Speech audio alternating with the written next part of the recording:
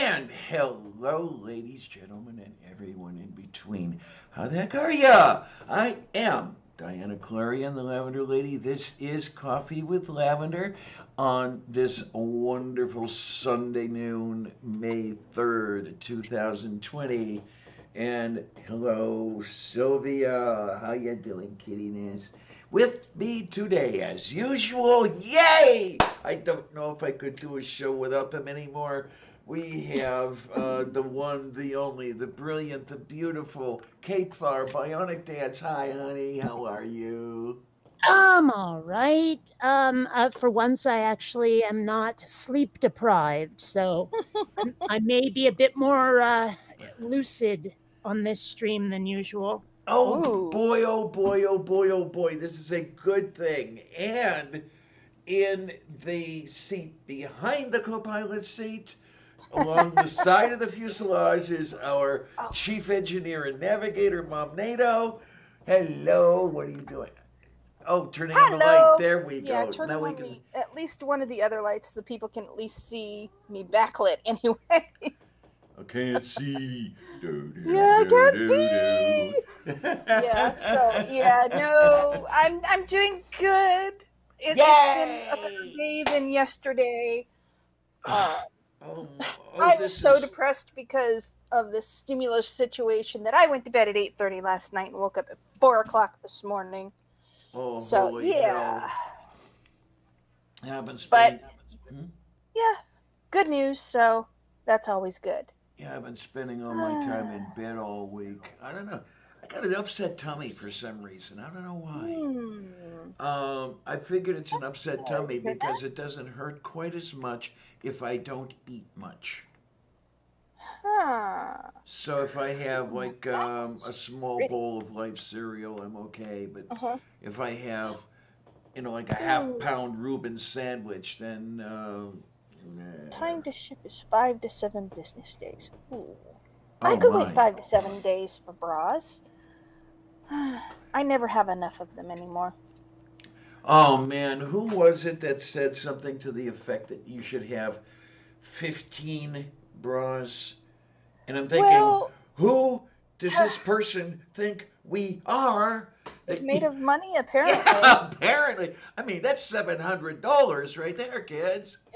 That's more than that for me. That's closer to almost $1,000 for me.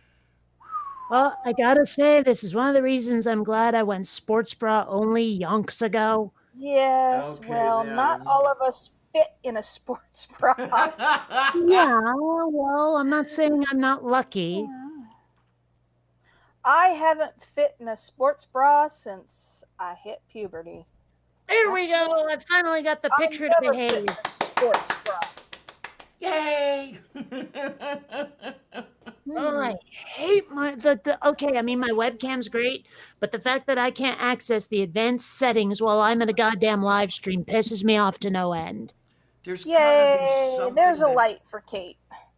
There we are. There's got to be something that can be done about that. I mean, not necessarily the average Eskimo at home, but I mean, somebody's got to be able to write something that could be distributed for affordable. What, you mean like a Chrome add-on? Yeah.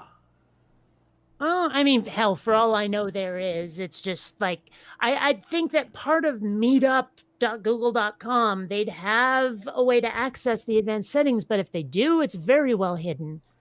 Let's see if I can. What are you doing? And why are you doing it? Unfortunately, the stick on my shades doesn't work anymore on this one set. So I was hoping I could pull on it and get it to work, and sometimes it does, and sometimes it doesn't. And okay, the Venetian blinds behind me, and I almost said Venusian. Vander has this tendency to try to climb them. Yeah, I've caught him like caught in between two of the little slats, and like totally panicking because he can't get out. Oh my! So has he broken any of the slats yet? Nah, they're pretty durable. He has, however, knocked over my third VR sensor, which is back there. Oh Oh no. no. Yeah. Yeah, because this one has kicked the crap out of the Venusian blinds, if you will, that are on Yeah. my living room window. You never see the blinds because I've got them cranked all the way up to keep them away from her. Mm. About a third of the slats are broken off at least one end, if not both ends, Yeah. from Well, her, okay. going around and between That and helps.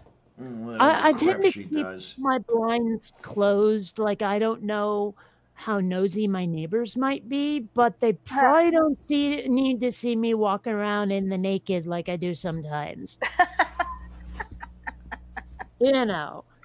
I mean yeah, that would be something like the beatific vision or something, right? Mm.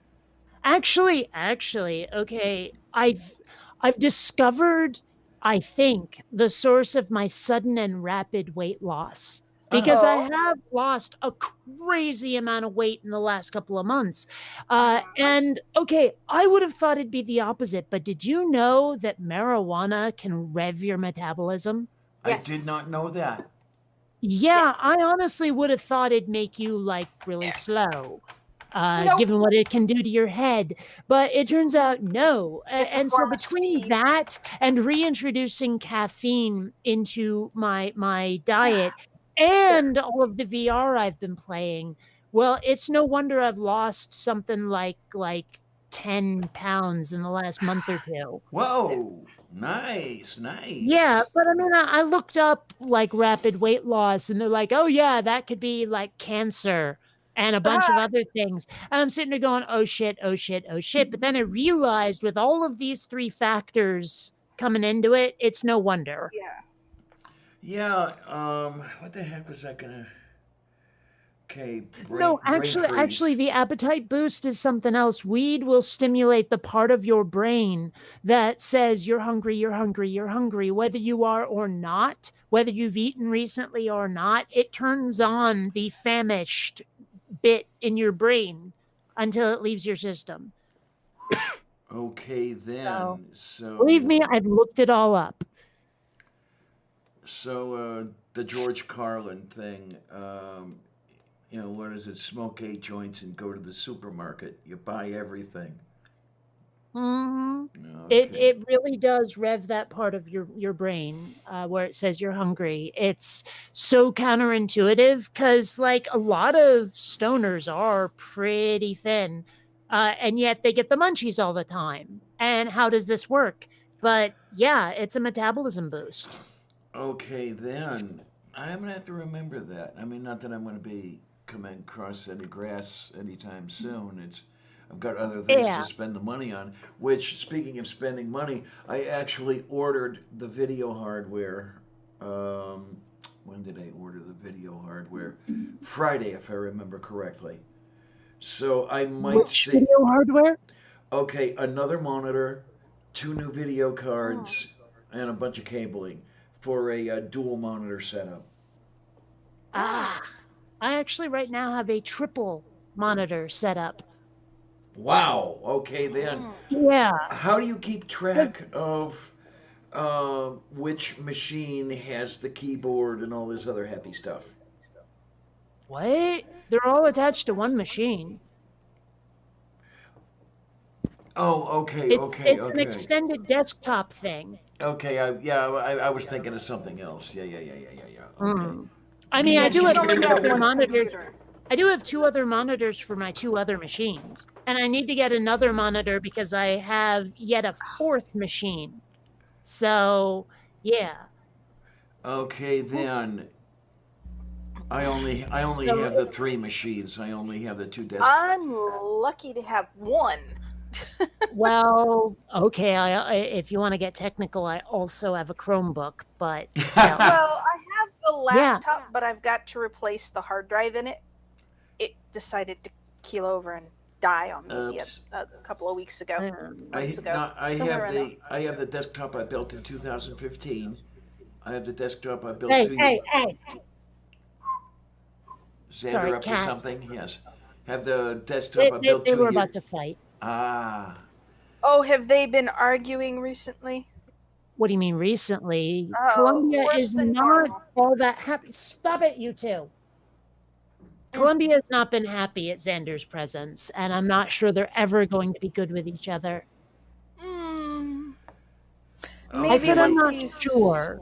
Yeah, maybe once he's out of kitten stage. I think the animosity is already pretty deep set at this point. Oh. I think if I could have prevented him from attacking her all the time, she might have learned to be okay with him. Because there have been times where they're like nose to nose and they seem okay, and then suddenly Xander decides, let's play, and pounces, and it doesn't go well. Yeah. So, Eek. yeah. Oh my, oh my, oh my. I know one thing I need to get when the money comes in. Better flea medicine. Okay. Well, Smudge is one of these cats who, if he gets a single flea on him, he licks incessantly. Oh boy. So and he will lick himself bald. Has he ever ended up with worms on that account? No. Oh, lucky. No. Okay. He licks all of his fur off. Okay. From as far back as he can, as from like mid back all the way down his tail. He will lick himself bald. Oof. Yeah. You two, stop it. I've actually like they love to sit on this chair here, and I've been using the back of it kind of as a force field to keep them both away from each other. And Xander is stalking. Columbia, stop it, you! Stop it! Ugh. Kittynesses, you gotta be the good kittynesses. Come on. Yeah. My kittiness is laying down on the bed, being happy and quiet, and just about asleep. This kittiness. I don't know, I think I've mentioned it before, but like when I first got them and I was yelling at them to stop antagonizing each other, suddenly I realized, fuck, I'm a mom. Yep. Yeah. You're a mom to fur babies. Yeah. Yeah. Oh, You've heard me on the show. Tornado, stop that.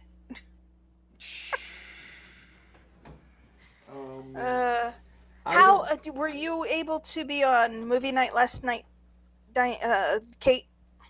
I was not on movie night. I watched a bit of it and then got so freaking tired around 9:30 I went to bed.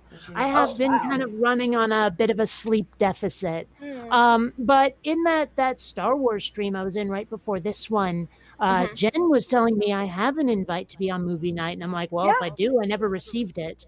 But she said she'll arrange things so that I can actually participate at some point. So, yeah.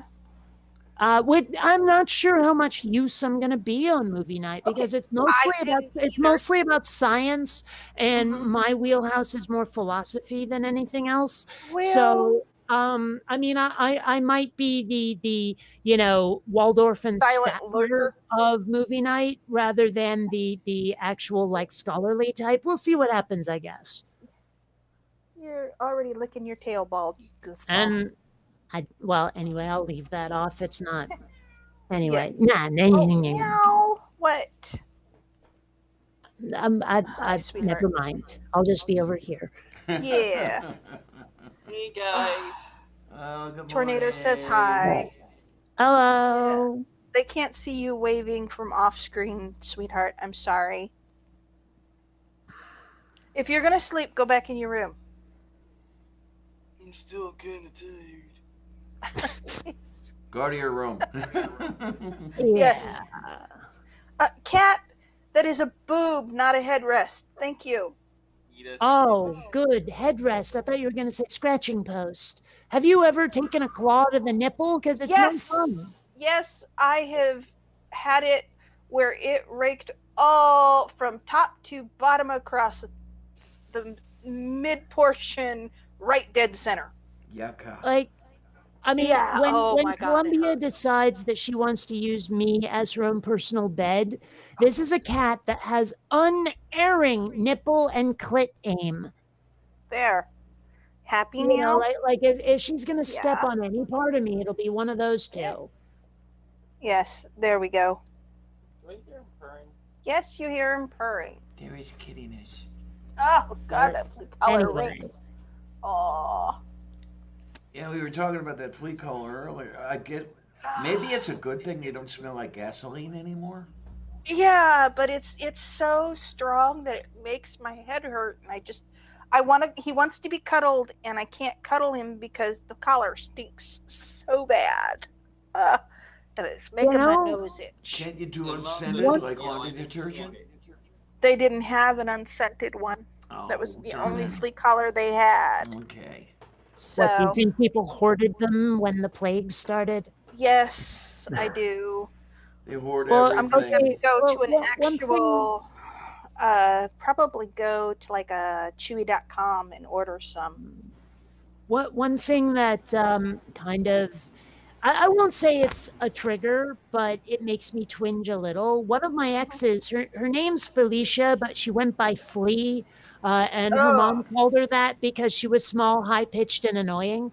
But yeah, every time someone says the name or the word Flea, I'm like, just a little bit, because she was the one whose life I had to save after she kind of had that brain tumor and did crack at the same time. So, Oh, God. Yeah. Perfect combination. Okay. Yeah. Just what you need for a fun afternoon. She was, I mean, the weird thing is, like, I totally loved her to death. She was great people when she wasn't tripping on crack and drinking beer. Yeah, she was crazy, but she had those moments where it was just like, I loved her to death, but then she would have those other moments, and I'm glad I got out of that relationship. Mm-hmm. It sounds almost like Melody and me, because it was that sort of thing where you had those moments, and they were good moments, and the great moments, and the rest of the time was holy shit. Yeah. Yeah, no, we were talking about claws. I've got a claw mark that goes that long across my arm, just the width of my hand, up my arm, because Smudge decided in the middle of the night that he was going to go spastic because I was trying to make him move. So he tried to grab onto my arm, and unfortunately, my arm was bare. So, yeah. Okay, wait a minute. I didn't Do know not that go there there. were. Oh. What? I'm missing He it. was gonna make a joke about bear arms, as in a bear, the animal. Yeah. I mean, I was thinking it. She went and said it. Besides, honestly, I can't picture you as a giant hairy gay man. No, There you definitely not a go. hairy gay man. You know, a bear. That, and I'm too damn short to be a giant. How short are you? 5'3". Oh, that's short. That's Yes, taller it than is. Melody was. Tornado is 5'11" and a half. Hmm. So he loves when he wants to show somebody just how short I am. He props his arm up on top of my head. Oh gosh, that reminds me of something that happened. By the way, if you haven't watched The Princess Bride yet, I'm irritated. But in The Princess Bride, Andre the Giant would sneak up behind what's her face, Robin Wright, and put his hand on her head, and it like enveloped her entire head. He was that big. Yes. His hand. They said his hand was just massive. Mm-hmm. Bigger than a car headlight. Massive, yeah. Whoa. But you'll be able, with your stimulus money, damn it, Diana, order the fucking Princess Bride. Oh, of course, absolutely. There are a few things I want to do, and that's one of them. We will not let you forget, because that is just, it's such a great movie. I have a copy of it. And then another thing I suppose I should do is get something done about the little one. Yes, definitely. So she won't be annoying on a semi-annual basis. So you don't have to worry about it if she ever, God knows, gets out. Where the hell did share screen go? I don't know. Does Sonny have it? I don't see it anymore. And I have a really good picture of Andre the Giant putting his hand on someone's face. And yeah, but I don't see share screen. Okay, now I'm seeing on mine the thing in the lower right that says present now. Yeah, that would do it. It's not there. Yeah, I'm not seeing it for us there at all. Oh, itchy nose. Allergy attack today. No, it's not there when I turn off my camera. I don't know what's up. Google. I'm not seeing it either. But, oh well.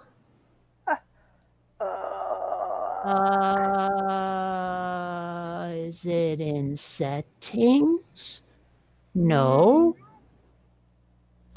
That's just weird. But no, I did find a picture of his hand, and it's on this dude's face, and it's covering his entire head. Yeah. So, yeah. Man, that's weird. Anyway, didn't we have a topic? Yeah, we kind of did, and you picked it for me. Because accidentally. Yeah, Kate responded to one of SJ's posts about what the heck was it now? Oh, the William Objective morality. Objective morality view of God, that sort of thing. She's got this. She's all wet for William Lane Craig anyway, so it's like, you know. But Billy Craig is such an idiot. I have no clue who any of that is. So he's a horrid, very annoying apologist. Oh God. He thinks he's really something because he's got his degree from Biola University. There was the whole objective morality thing, you know, because objective morality exists, God exists. Real quick, Mom NATO, could you either turn off your video or stop moving? It's actually literally making me sick. Okay, hold on just a second. Kate responded with, well, there is no objective morality. And I agree with her, by the way. Yeah. Where are you coming from when you say that? Well, okay, here's the thing. Morality, actually, why don't I start with the definitions of objective and subjective? Because subjective is something personal. It's an opinion. It's a perception. It's something going on in your head, your mind, your brain, right?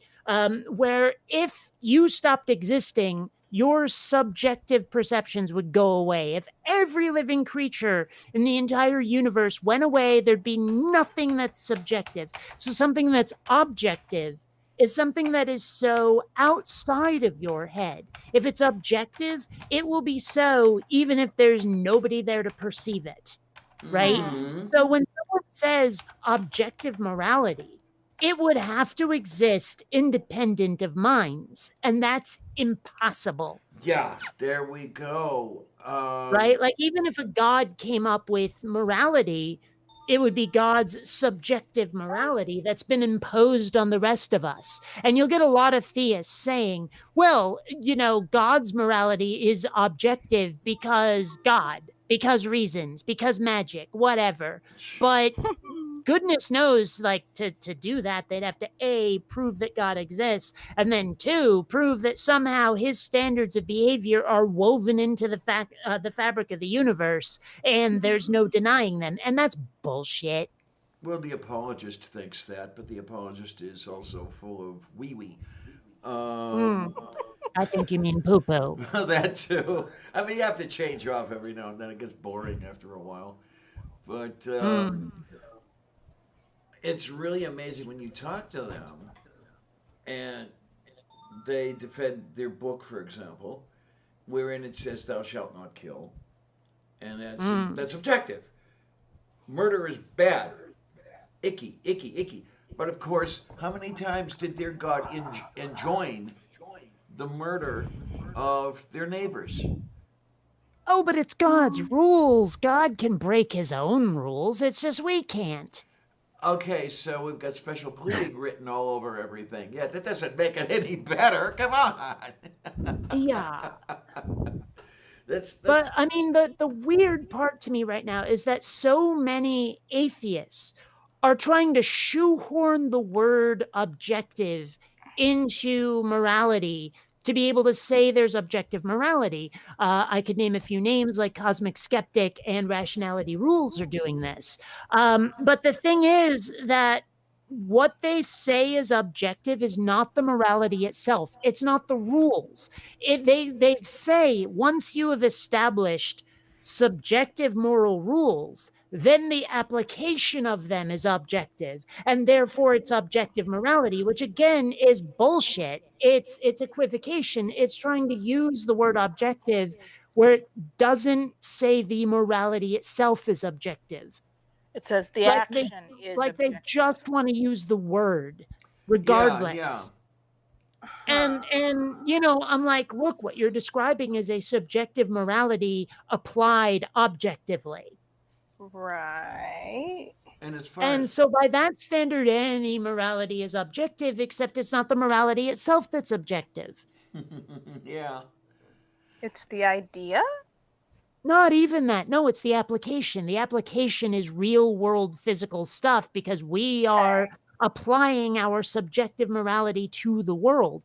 And I'm sorry, but that's not objective morality. It's not objective morals. It's objective behavior based on subjective moral rules. Subjective behavior and rules. And besides, I mean, could it not be the case where a subjective morality is useful in the sense that you may need to solve a problem, which is good, solving a problem is good, with a method that in another application is bad? Morality has to be flexible. You may need to kill the person who is attacking your wife, whereas, you killing your brother-in-law would not necessarily be such a good thing. Unless he's the one that gets into a lot of the retcon stuff where for as long as I can remember, people said it's thou shalt not kill. But then when people point out things like you just pointed out, where it's actually pretty acceptable to kill someone, they went, oh, yeah. But the actual word is thou shalt not murder. Yeah. Right. That is, like, guys, couldn't you have gotten it right the first time, or are you just bullshitting? Well, they're just bullshitting because if I remember correctly, when they're saying thou shalt not murder, they are referring to the death of one of your own, something like thou shalt not kill another Jew. No. No? Not as far as I know, no. The original phrasing, and this has been talked about on numerous religious programs, is that thou shalt not commit murder. Well, then what is murder as far as they are concerned? Right. A violent death against someone for no purpose. Well, but I mean, so when you say that instead of thou shalt not kill, murder someone. You could murder someone out of revenge, and it would still be murder, but there was a purpose. Yes, I don't know the exact what they mean. I'm just saying that's what it's possible. Because I've heard the interpretation with thou shalt not kill a fellow Jew. But then again, they're going, they're getting all wet over killing the Palestinians and exactly. Philistines, I should say. Philistines, but who later became the but. Well, there's a question: is it Philistines or Philistines? I think it depends whether you're American or British. Yeah. But where the heck was I headed here? Yeah, I mean, they're related anyway. They were members of a loose collection of... So they're murdering one of their own anyway if they kill. So, always find some special pleading somewhere. Yeah, there's always... Yeah. And even as a Christian, I know that there's too much... left to interpretation in the Bible. Also, is there a steady surface you could put that thing on? Every time your background moves around, it's literally making me sick. The only thing I can do is set it beside me, and I can't guarantee that's going to be any better. It is better because, like, your room isn't moving around as you move. I'm actually outside sitting on my sun porch. So. Well, regardless, it's driving my brain nuts every time you're especially since there's some lag, so you're like 15 frames a second, and that is not helping. Yeah, it's because I'm on the tablet and not my computer. Here, have a tablet. Anyway. Yeah. Right. But yeah, we've I mean, steadied out a little bit. and that's There the you thing go. is, like, if morality is objective, then why does every culture seem to have their own set of what is and isn't okay? Yeah. And who's to say which one is right? Oh, well, our God decided it. Yeah. Fuck off. That's one thing. God's there's too many different gods and deities. Oh, hell right. For there to be there based on your cultural beliefs. I mean, good Lord. I mean, it is interesting when you really think about it that every culture that has its own religion seems separated by geography. Yes. Yeah. You know, so it's like this God that pervades the entire universe somehow only managed to give his message to the Middle East. Yes, how the heck did Hitchens put that? It was a whole paragraph that he would do this, and leading up to lead these people to the only place in the Middle East that had no oil. Well, and of course, there's the whole thing where it's like Moses wandered through the desert for 40 years. And then you look at the MapQuest thing of where they allegedly traveled, and it's an 8-day walk. Yes. Like you know, did Moses have some sort of like bad directional sense? Did he refuse to ask directions when he encountered other people? You know, he's a man. Yeah.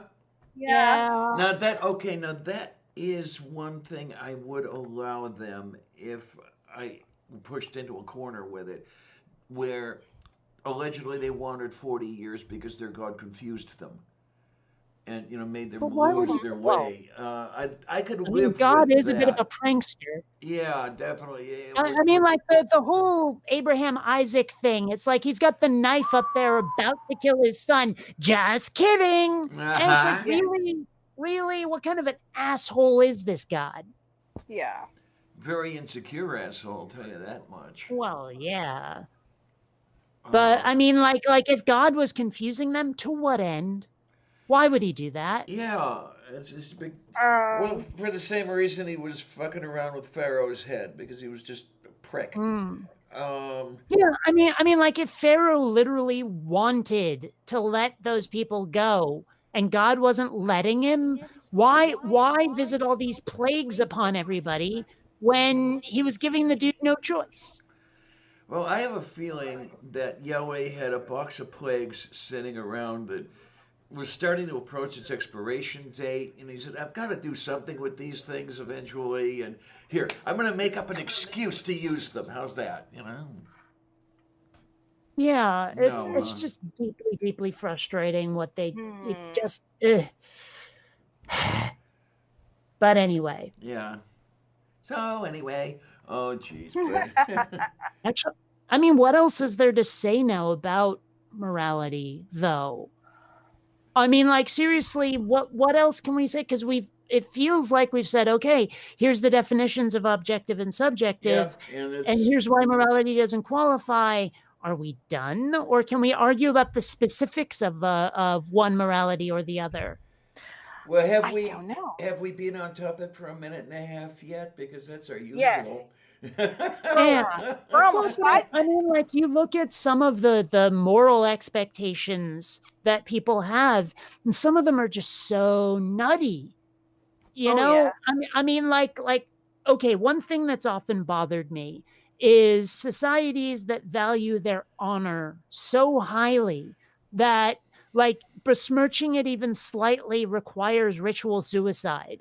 And I'm sitting here thinking, I'm quite willing to dispense with my honor if like the needs of the moment require it for, say, survival or defending my family or whatever. It's like, I can live with a little bit of dishonor if it means that life is better for it. Like I won't intentionally betray anybody. Like my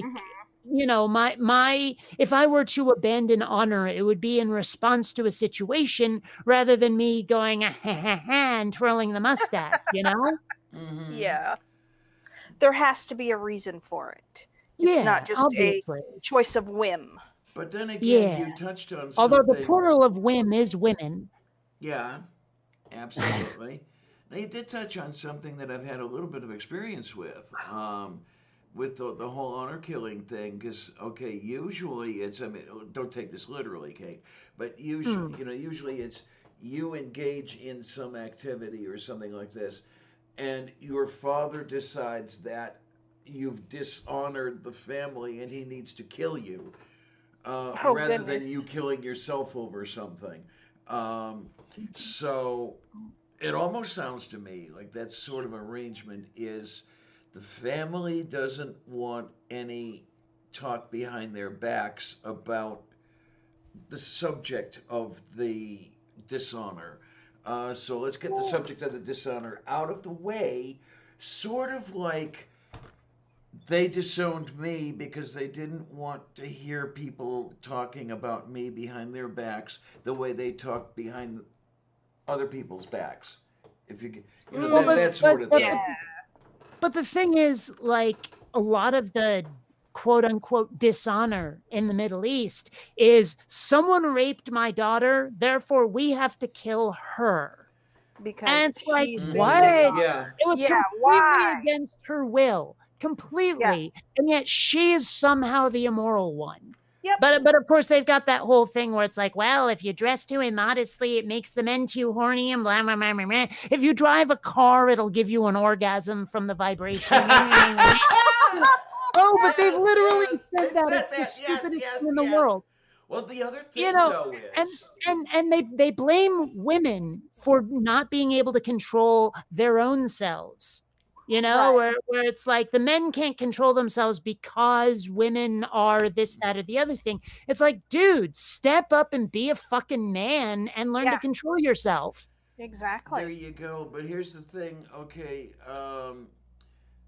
he raped my daughter, so I've got to kill her. But the thing is, instead of killing him, he's not gonna have the baby that reminds me that my daughter was raped. So by stupid. killing her, is it possible that you get rid of the possible baby that's going to remind you of things later on? It's all selfishness anyway, It's so stupid. I mean, you listen to some of the alleged moral things that they have in the Middle East and like the severe punishments for some of them. And it's just like these people, it's hard to not call them primitive for some of those beliefs, because they come off at, like, if you look at some of the things that they did to people way back in the day, like, say, crucifixion for certain crimes, not even the Jesus crucifixion, just crucifixion was a thing they did to everybody, not just Jesus. And it's just like, these are so brutal. This is the worst of humanity right here. And yet and it continues to this day is the problem. We still have stoning today. Yes. It's so dumb. Excuse me. So I mean, it's really hard. I know a lot of people will say it's probably racist, but it's hard not to think of these people as primitive, given the shit they pull. Well, I don't know. This is the thing. I don't necessarily see the word primitive as an insult. I mean, barbarian. Primitive is basic, simple, that sort of thing. And I know where you're coming from. I'm just being a pain in the arse. Right. They're not primitive. They're barbarians. Yeah. Well, what's the difference, really? Okay, primitive is a culture that is living hand to mouth. Barbarians were not living hand to mouth. Oh, I don't agree with that at all. I don't agree with those definitions in any way. Well, okay. I mean, when I think of primitive, my first thought is low tech. My first thought is like Bronze Age. My first thought is they are like less advanced is what primitive is. Yeah. And I think barbarism tends to come with that. Oh, go on, Kat. Well, wait a minute. Can you not have a technologically advanced barbarian? I mean, somebody who likes to kill. I'm talking tendency. I'm talking tendency here. Okay. You know, climate, not weather. Gotcha. You know, I mean, yeah, that's one that could take an entire Sunday, I'll tell you. Yeah. But I mean, like, I hear about some of the stuff they do in the Middle East, and I'm like, you people are disgusting. Like, yes, if you were doing that here, you'd be in so much prison, probably awaiting execution. Unless you were a Republican, but that's another story. Yeah. That's another kettle of fish altogether. And okay, I mean, a little off topic, but I'm sick and tired of being judged by the worst of us. You know, you look at that overweight scooter riding, machine gun toting America guy, and I'm like, you know, a lot of Americans are ashamed of him. Yes. But that is the mental image a lot of people in foreign countries have of us. And I'm like, don't judge us by that guy. We don't like that guy. Well, he gets all the news. He's yeah, the I one know, you but see still, all the time. Yeah. But still, I mean, I hate those generalizations, you know, because that is so not me. I want to not be associated with that guy. Right. But what can you do? It's so annoying. I've got an idea, but it would get me into a lot of trouble, and I probably shouldn't do it. Oh, well. Yeah, well, I mean... oh, excuse me. It's like, it's... What do you do when a stereotype certainly seems to be true? Because a lot of people will look at a stereotype, and if you make it, they go, oh, that's just a stereotype. You're just being like, you know, rude or obnoxious or prejudiced or something. But, you know, if you can point to someone and go, look, they fit that stereotype, and so do the several dozen people around them. So how am I wrong? You know? I mean, like, I freely admit, having been in the lesbian community for how many decades now, a lot of the stereotypes are kind of on the true side. Well, every stereotype has its truth. That's why it's a stereotype. I mean, if yes, but in a country, truth, and then there's like there's we're being judged by our minority versus that's what we're really like. Yeah, and there's no knife edge that's cutting the two of them apart, if you will. Yeah, I mean, were there 3 people in this country of 300, what is it, 340 million or whatever it is? Well, not anymore, but thank the plague for that. Yeah, we're getting there. That fit that Walmart stereotype, then it wouldn't necessarily be a stereotype. It would be, you know, oh, those oddballs. I haven't seen them that's ever. That's the thing, though. A lot of stereotypes are based on the oddballs. Yeah. That's why I'm saying, what do you do when a stereotype is true? Because, you know, where it's not a caricature of a bunch of people by the worst minority of them. You know what I mean? Yeah, what you'd really what you'd really like to say you can do is work to change that behavior, or that whatever it is. But but how do you even do that without turning into the morality police? You know, without being Big Brother. Yeah. Wait a minute, what did I do? Oh, I think I see what I did. Yeah, okay. My screen got weird. But it's really difficult to break out of that stuff. Because, I mean, I saw an article about like middle America and people living in like the Rust Belt and the flyover states and all of that stuff, and why they have the stereotypes and mental images of the people on the coast that they do, the people in the blue states. And the thing is that, I mean, sure, a lot of us have images of them as inbred hicks, and probably for various reasons. But they have mental images of us. And according to the article, it's 100% on, the coasts and the blue states to bring them around on their opinion of us. And I'm like, but what about them? Don't they bear some responsibility for their own stereotypes of us? Because a lot of the ways they think of us are totally not true. Right. So, I mean, like, I was reading that article thinking, wow, you're kind of obnoxious and a little entitled when you write this stuff. Because the impression I get, and maybe I'm way off here, rein me in if you have to, what they apply to us is the worst of what they see in themselves. I mean, in other words, were they to see a person of the type that they describe us being within their own community, and they probably do, that person will be instantly ostracized. So that's what they apply to us, because it's I'm guessing they apply before they look. That's not what the article says. Okay. The way the article says, they're talking about like, oh, the casual racism and the casual homophobia is because we don't have those people here, and if we do, they're well hidden or a very small minority, and like, so nobody thinks of it as weird if you make gay jokes because the concept is so alien to us. And but sound right. Well, that's what the guy said is what it's like there, and so part of the article was, and so to get rid of that casual disdain for the other, you guys have to do all of the work to make us more exposed to that, and therefore to realize how horrible we're being. It's all on you.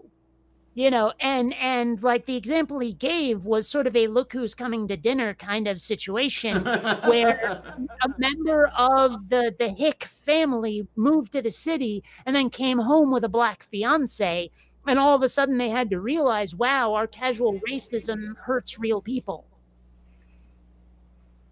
And so it's like, wow, okay, so it's on us to expose you, or like it's on us, the left and right coasters, to expose middle America to minorities like gays and people of color.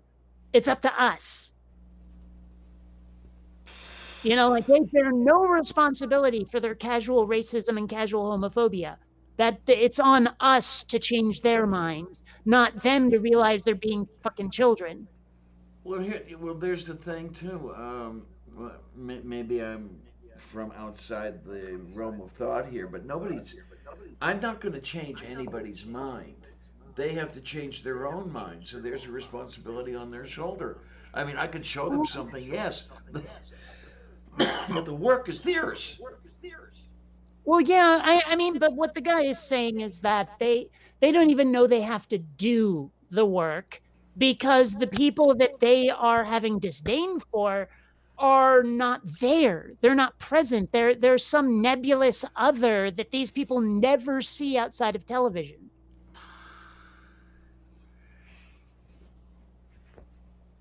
I mean, their whole mental image is a stereotype, and it's a stereotype to make fun of. I'm thinking about this and thinking and thinking and thinking. I'm not sure I totally accept his assessment of the situation, because I'm thinking, and tell me how I'm wrong if I am, please, because I don't want to remain wrong, that this stuff is found in their neighborhoods. They just try to beat it to death, rather than it's something they never see.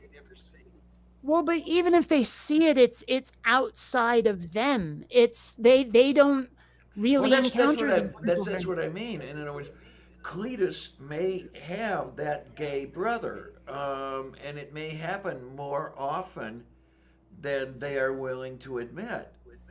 Well, no, because those people, the gay brother is hiding himself because he knows that he could get strung up from a tree. I And mean, that's how my does he point. know These that? people are not, but these people are not exposed to it. Is the point? They are basically their own worst enemies when it comes to this because like if they're going to make fun of somebody or lynch somebody for being different so that person hides themselves so they never see that person because they're hiding. It's this whole like feedback loop of perpetuating a cycle. Okay. So, I mean, short of a sudden invasion of a whole bunch of people they can't ignore, they're going to keep on being that way. I mean, let's face it, it's not unfair to say that a lot of us who live in the cities have a mental image of all of these rural people as, you know, the toothless banjo playing, boy, you got a purty mouth kind of guys. You know, I mean, it's not hard to picture the tobacco chewing, pickup driving, you know, like gun toting jackass who stopped their education at 8th grade kind of people. It's not hard to picture that for us. So I mean, and that's partly because our exposure to those people are largely, you know, when they get in trouble with the law for something really stupid, or you know, we do see that toothless person as the stereotype. It's just that's our exposure to them. But apparently they have no responsibility to educate us on who they are. You know, it's like breaking the stereotype. The gist of the article was it's 100% on the city dwellers to make peace with the Hicks. Well, I'm going to sound like I'm perpetuating a stereotype here, and I probably am. It's Yeah, that was probably written by one of those PhD in a liberal art type people. Oh man, that sounded worse than I was trying to make it. But yeah, it's the attitude I see in some of the programs. Um, have you encountered any of that, Kate? Or did you just stay in the arts program? You know, the film program or whatever it was, or did you get out Sorry, into as opposed to what? as opposed to social studies and Oh, yeah, I never bothered with that at all. okay, so I don't. I was wondering if you had any personal experience with that stuff to add because what I'm getting is the sociology and the social studies and everything else seems to live in its own little world that has its own agenda. What they're trying to get out of it, I'm not sure. Makes them feel good, I don't know, but I have a feeling they get it wrong too. Mm, Because yeah, I mean uh, we're the Appalachian population to sit down and we'd have some coffee or some moonshine or whatever. And we just talk about, okay, what is life like for you? What is life like for me?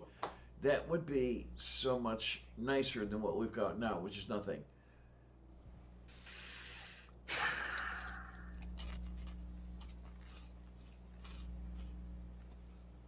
mm.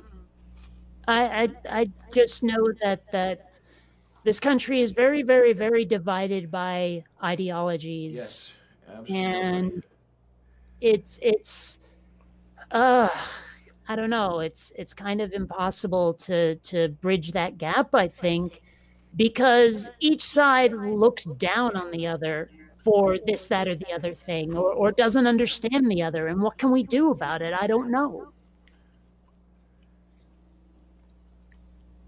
I try to see myself as somebody who's looking down on somebody who's being hard headed, but am I the one who's being hard headed by doing that? Well, I mean, you know, if you can't get through to someone and explain to them why they've got things wrong, what can you do? Yeah. I mean, I've encountered a lot of times where someone makes all these assumptions about atheists and what atheists think. And you can explain to them, no, that's wrong till the cows come home. You can explain it to them constantly over and over and over, and they don't care. They go right back to the stereotype in their head. Mm-hmm. And what can you do about that? If people won't listen, if people think they know your mind better than you do, what can you do about it?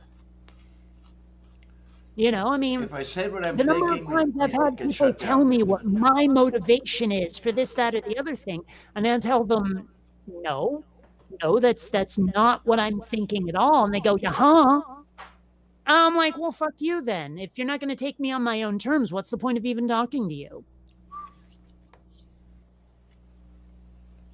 Yeah, and how many people in Kentucky are Ken Ham? I don't know. Good. I'm trying to find that article I read. It's around somewhere. I know a friend of mine posted it, and I'm trying to find it now.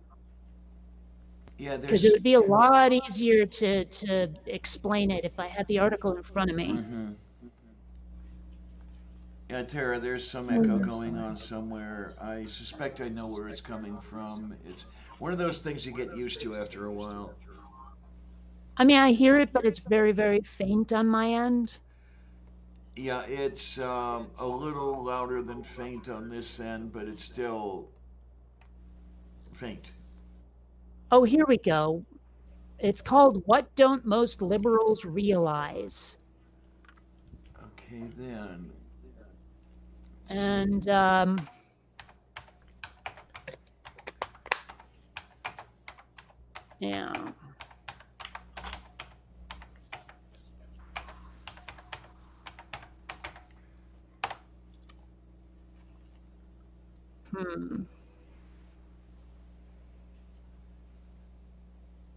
What is it?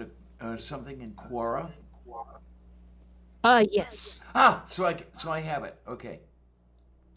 Yeah. It says here like it's not about ideology or even partisanship. It's about the rural consciousness.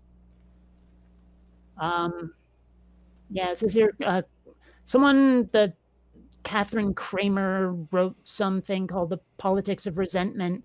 And he says here, Kramer discovered that rural people very much have their own social identity and that they feel that it is both under attack and worthy of preservation. But then he says, and that's not justified. The politics are dominated by increasingly concentrated populations of the urban areas without geographical representation like the Electoral College, or what liberals point out is an unfair weighting of the rural vote. There's a fear, one has often realized, that the city folk will simply come in, invade them, and impose their city-minded views on them.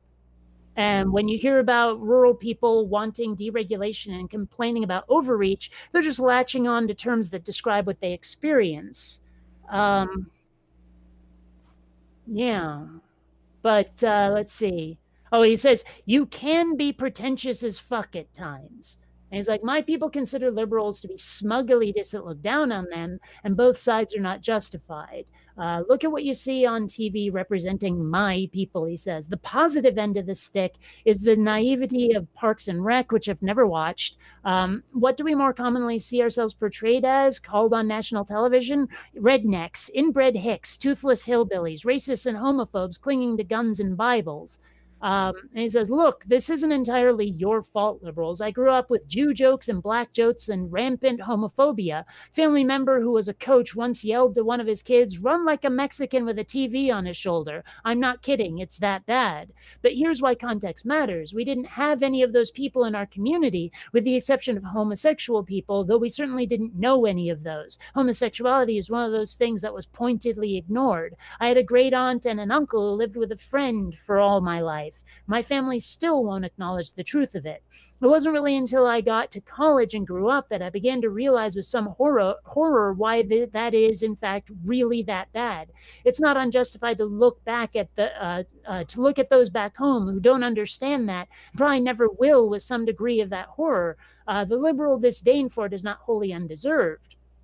And it's like, I've tried to explain it to my people. Most of them won't listen. You can look at the comments I receive from certain people when I've written about white privilege as Exhibit A. I get basically that same trying to explain it to people back home. When I used to try to explain it to them, I was considered one of them smug, pretentious elitist who had got a degree and thinks I'm better than them right now. It took time for me to learn how to have those conversations in a way that helped them realize that the real harm those things cause. So it's the resistance by them to hear the message, and yet he's putting it all on us, the liberals, to help them get eased into it, rather than on them to realize, oh shit, I'm being an asshole. But he says here, like, that's not it. It's a lack of realness to them. The only place that most of these minority communities exist to them is on television, which is never set where they are. It's set in the cities far away from them. They don't see their reality represented back to them with any fairness. And he says right here, my family has had to learn the hard way why black jokes aren't cool after my sister married a black man from Chicago. It was suddenly real to them. Okay, then. So, I mean, yeah. And he says here, like that his people feel humiliated by us. Well, you know what? Maybe they should be, if that's the way they're going to behave. He says there's some serious fences to mend here, and it's going to take a lot of effort to rebuild some measure of trust. That's made a lot harder by something I'll discuss later, he says. But yeah, it's just that he's trying to justify being an asshole in a lot of this article. Okay, then. Which is what you don't want to do. You don't want to justify. Yeah, like here we go. Liberals are goddamn horrible at marketing their policies to my people. This is especially true in the era of Trump. Liberals have been essentially running on a platform of, well, we're better than that shit-filled dumpster fire, right? And he says that isn't good enough. You want progress, you have to sell it to them. These policies are undeniably good for a lot of people who haven't bought into them. Universal health care would be absolutely good for a lot of people who aren't currently voting for Democrats who are on board with more liberal policies. Many of them are paying out of control premiums, blah, blah, blah, blah, blah. And it says, let's see, rural hospitals are going under or cutting back essential services, all of which makes it that much harder on those people. A universal health care or health insurance system that could ensure that rural people can still get adequate care at a lower cost than they currently pay is undeniably good for them. And he says, I constantly see liberals who just wave this away. They simply refuse to market anything because they think it's obvious, and only an idiot would not understand that. And again, that just plays into the pretentiousness problem. It says, no, that's not enough. Liberals have to sell it. And yeah, they have the extra disadvantage that they have to play to win when all Republicans have to do is play not to lose. Doing something is a lot harder than doing nothing. And it's easier to scare people into sticking with a shitty thing that they know than a scary thing that they don't. Republican policies right now are repackaging their own warm piss in unwashed bleach bottles with hastily scrawled lemonade and Sharpie on a taped on piece of ripped off notebook paper. But seriously, if you can't beat that, you're clearly in need of a better marketing firm. If you want to change, you have to sell it. And he says, no, stop. I can hear you're complaining already. Your bitching about conservatives not playing in good faith is a waste of time. And it's basically just saying, oh, it's all your fault. Mm-hmm. Yeah. It's your fault, not my fault. Fix it yourself. Yeah. Yeah. And it's like, you know, maybe you could get off your own goddamn high horse and realize it's part of largely on you for refusing to really examine anything on your own. You know, I mean, why should we have to sell to you anything other than here are the benefits when all you're going to do is sneer and say, oh, big government. Mm-hmm. So, I mean, yeah, it's really hard not to look down on these people when that's their attitude.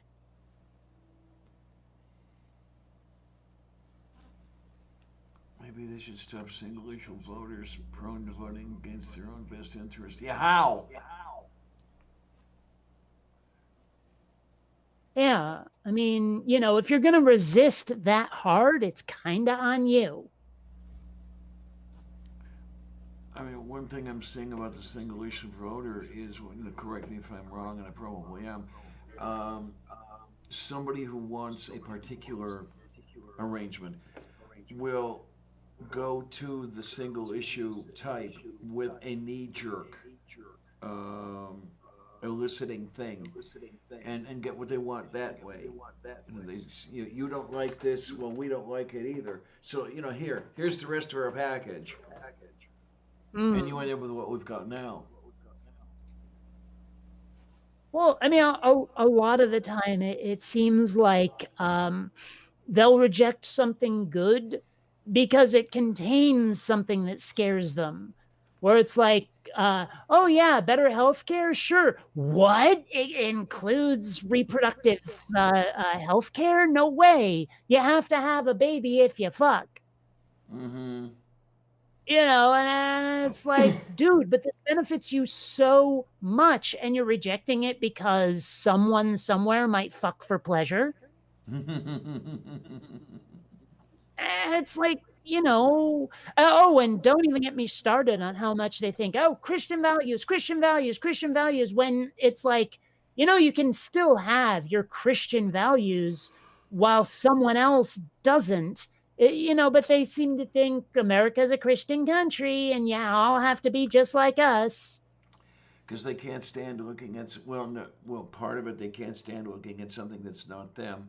And they can't stand knowing that there's something out there, not them, that their kids might like better than them. Yeah, there does seem to be a lot of, I need to preserve this, that, or the other thing. Like, if you have to prevent exposure to something to prevent it from gaining any traction with other people, there's a very good chance that what you believe is a lot weaker than you're willing to admit. Yeah, absolutely.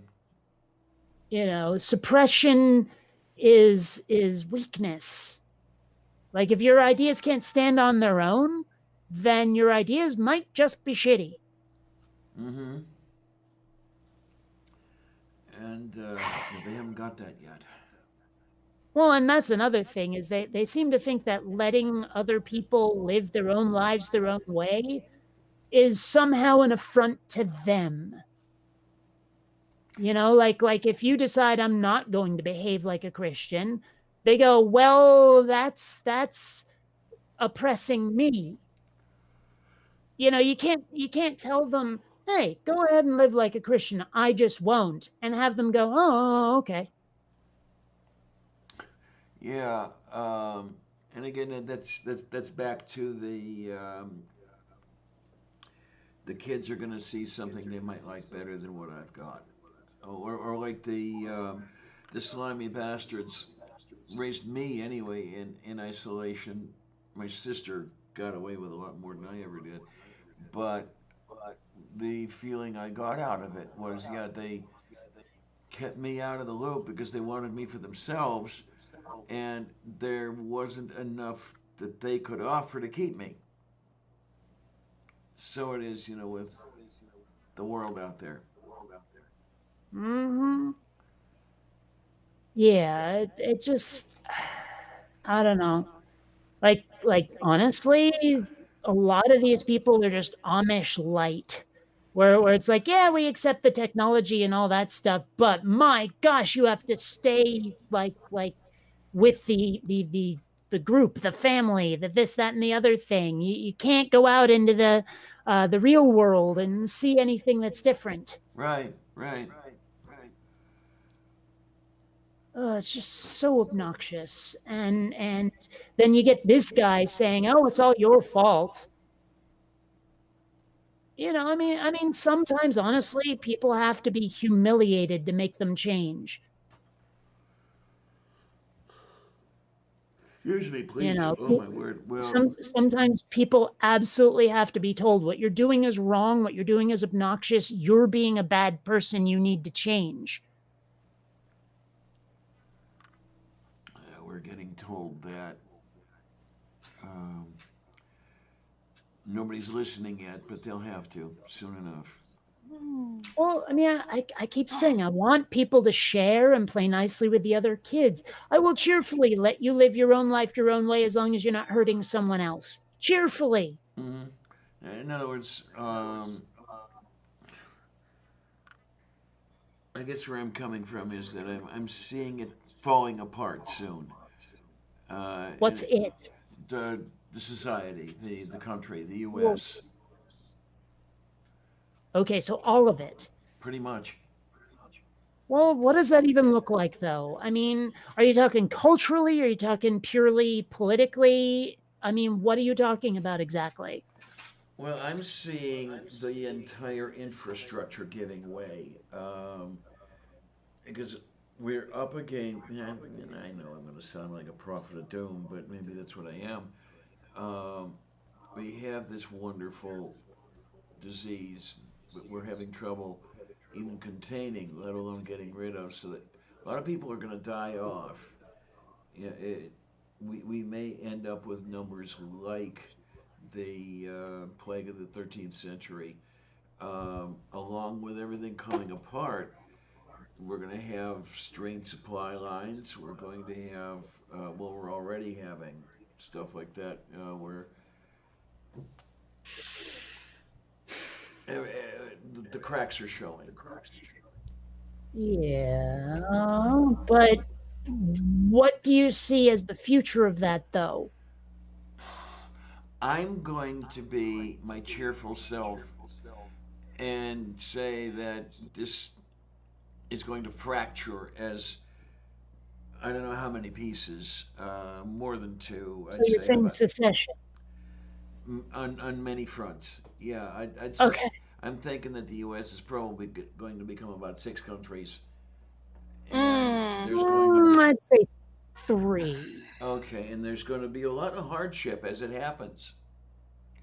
Well, okay. I think that in the ensuing chaos after a plague like what's going on right now, we could see the coasts break away and maybe join Canada if it weren't for all of the military shit that is like inside those regions. Oh, yeah. Because, I mean, there are apparently, I mean, I know San Diego has a naval base, and there's apparently a bunch of like missile silos, at least here in California, things like that. Yep. So, I mean, yeah, I can totally foresee some sort of weird war being fought over that.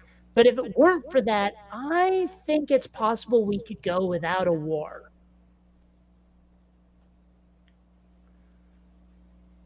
Yeah, as long as there's not stuff to fight over. Yeah.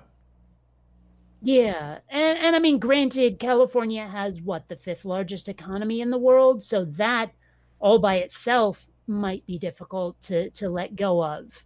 Hollywood is here. That might be difficult for people to let go of. I don't know, but I do kind of foresee an armed conflict if we start breaking up the country like that. Yeah, so I see shooting as well, and I'm just hoping that I'm dead before it really heats up. I mean, I don't know what my role would be in that, if any.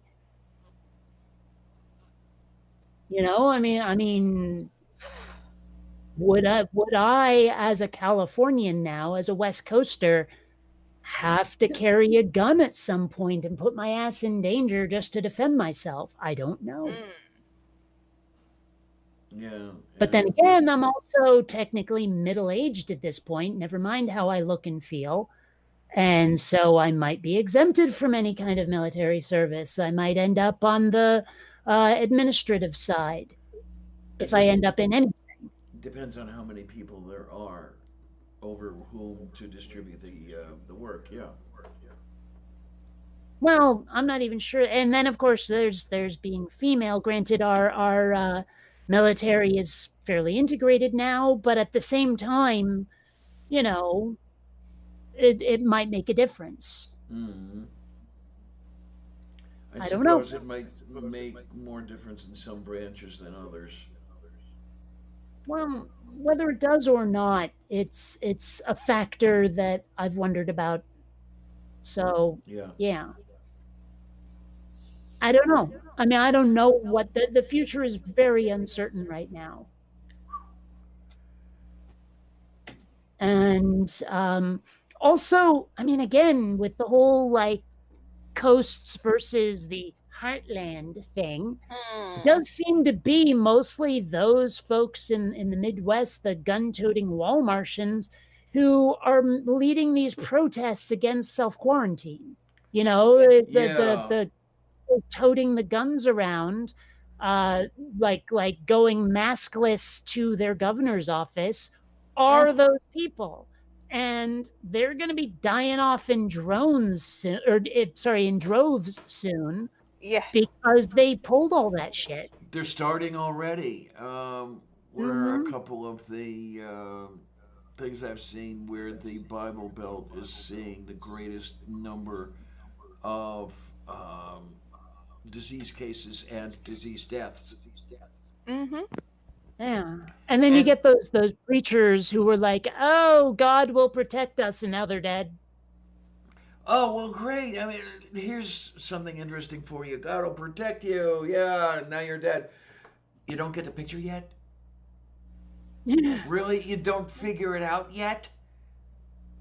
Yeah, it's just that there's I mean, there are two possible things going on here. When the guy says, God is going to protect your brother-in-law, and your brother-in-law's dead 5 hours later, either there is no God to do any detecting, or the preacher's a fucking liar. Well, you know, and I don't know how much. Well, I don't know how much to attribute to stupidity, naivete, wishful thinking, etc. I don't know where to put that. I mean, what if some of these people are quite intelligent but brainwashed and gaslighted? Well, that's the whole thing, yeah, where I was about to head. So great minds think alike. Then why did we think alike?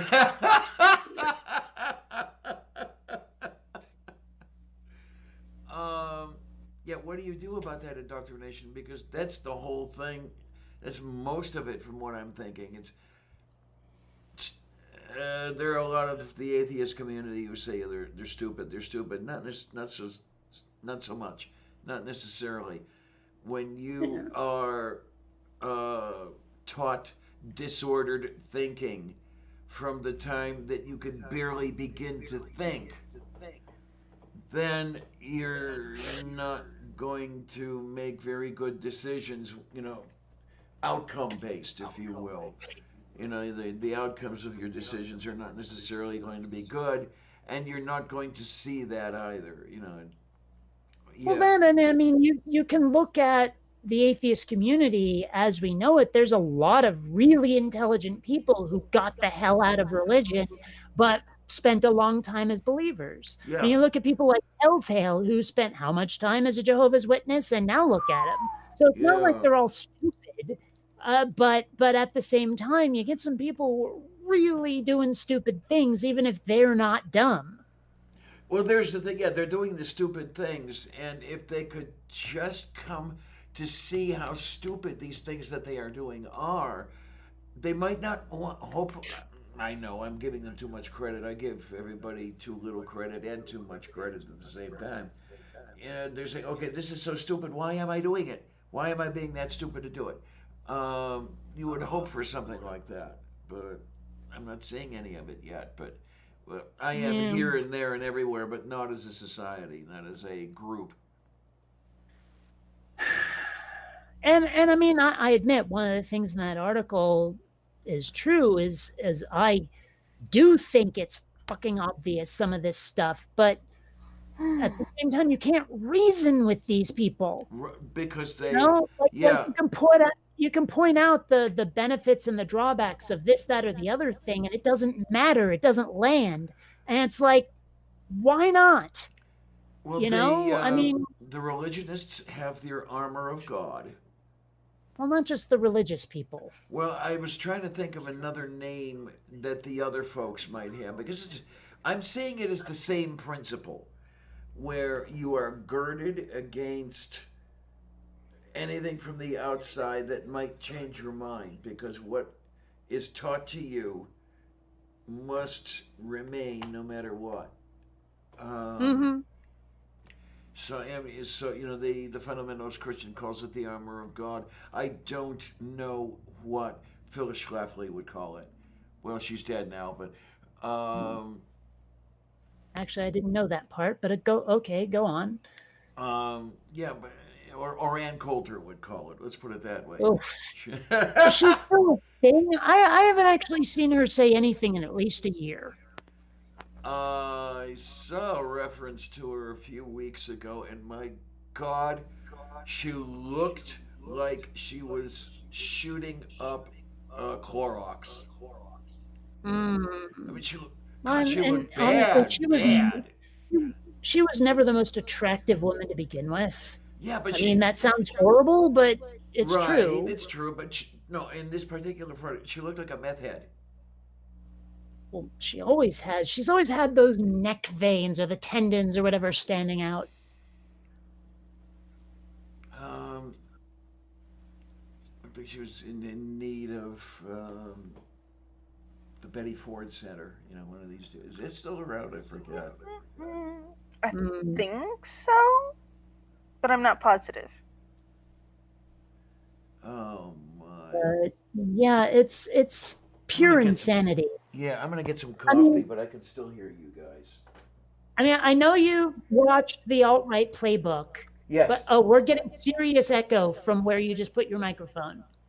But I mean, it does make mention of the fact that, I mean, a lot of like left-wing people, a lot of liberals do tend to think of the right wing as a bunch of people who just failed to become liberals yet. But but the mindset is completely different, where it's that whole hierarchy thing of sharks and minnows, and some people have a destiny, some people are supposed to be where they are, and so you can't just point out the benefits of liberalism and have them think you have a point.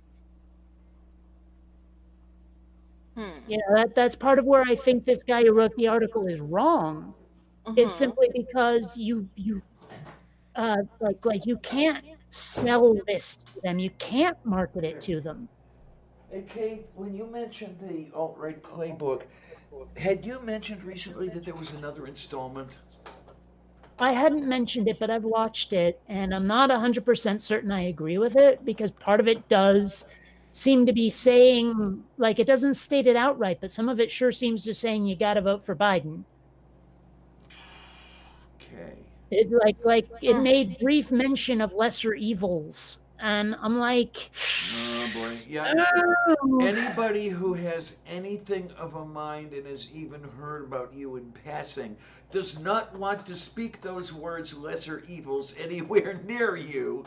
I will fucking light you on fire if you suggest voting for a lesser evil. I think I'm going to just munch on my cheese balls. I mean, I think it was Ralph Nader said something like, if you keep voting for lesser evils, you will always have less and you will always have evil. And it's true. Like it. We're in a cycle that we need to break, and most people refuse to see it because they're so scared of Trump.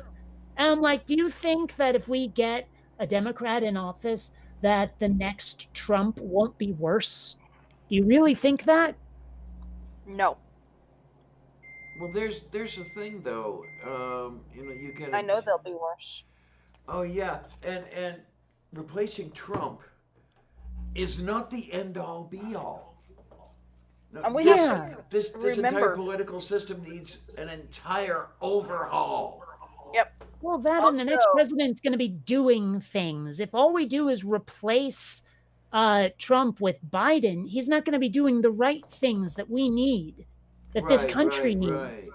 Keep in mind. And I mean, well, one quick still thing with that is, actually, I lost my train of thought, so go ahead.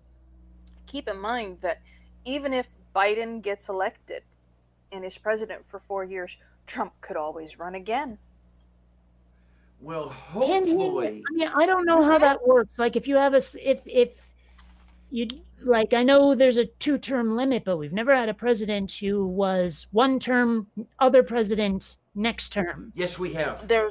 We have? Grover Cleveland. Yep. Who was president in between his 2 terms? I forget. Let me find out really quickly. I do not remember that at all, but okay. Didn't know there was precedent. Grover Cleveland presidency. Let's see here. He is the 22nd and 24th president of the U.S. So the man in the middle is number 23, who is the 23rd president. But, I mean, like, you were saying something about the system Benjamin needs Harrison a complete came in between. I mean, even if the system doesn't get a complete overhaul, we need to have a genuinely good president, which we haven't had. Oh, geez. I mean, like, I get the impression Jimmy Carter was boring but okay. But ever since Reagan, we've been stuck in this cycle of his poor presidents. We've been stuck in this cycle of neoliberals because Clinton started that, where he's like, I'm the new Democrat, and every Democrat since has tried to emulate him, and it's why we have the Overton window shifting right and shifting right and shifting right, because like the new Democrats don't resist the Republicans. They try to work with them. They try to compromise, and the Republicans never compromise. They see it as a way to move their agenda forward, their own agenda, and to hell with working with the left wing. Mm-hmm. And so we need to break this cycle of neoliberals. That's why we needed Bernie so goddamn bad. Now, I do see some point to some of the things that some people were saying. You get Bernie into the White House, you've still got a problem because nobody wants to work with him. That's bullshit. I mean, it seriously is bullshit. I mean, number one, a lot of the people that won't work with him are probably the Republicans. But number two, he has worked with a lot of people, and like they've been pretty okay with it. Like usually, what people cite is oh, none of the bills he's introduced have passed, and he's introduced very few bills. And it's like, yeah, but he worked on other people's bills that were quite successful. Well, I was just going to say there, he was or is known as, what is it, the Amendment King? Yeah. So yeah, he's got that going for him. But also, a lot of the people who won't work with him are the neoliberals. Yeah, if Bernie was on the ballot as president, we'd see a lot of down ballot races moving in his direction too. Yeah, and my big thing here, and I can't stress it too much, and I know you understand, but for those who are listening who have never heard me speak before, president is not end all be all. There's a lot more that's going on in government.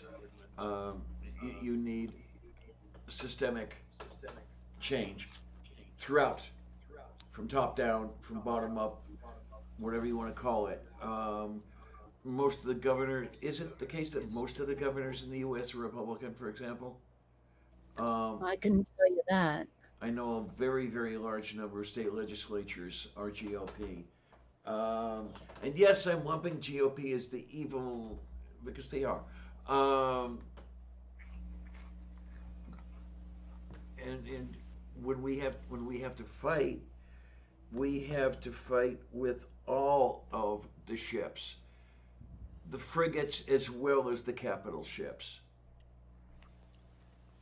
Well, and I mean, another problem is that you get a lot of the, like, say, anti-healthcare, anti-regulating business stuff, where, like, even if the people in the Midwest agree with it, like the politicians that are, or the politicians that are going in the opposite direction, the ones that are pro-corporatist, are also the ones touting the moral things that these people want, the anti-abortion, this, that, and the other thing. And so they're sneaking in their corporatist agenda by saying, and we're the party of Jesus and all of that shit. And like they're falling for it is the problem. The Midwest falls for it. Yeah, because they have that carrot dangling there, and the carrot is so tasty they go grabbing it, and they get what is also attached to it. Yes. So it's like, I mean, I hate to say it, maybe what we need is a Bible thumping liberal. I didn't know that was possible.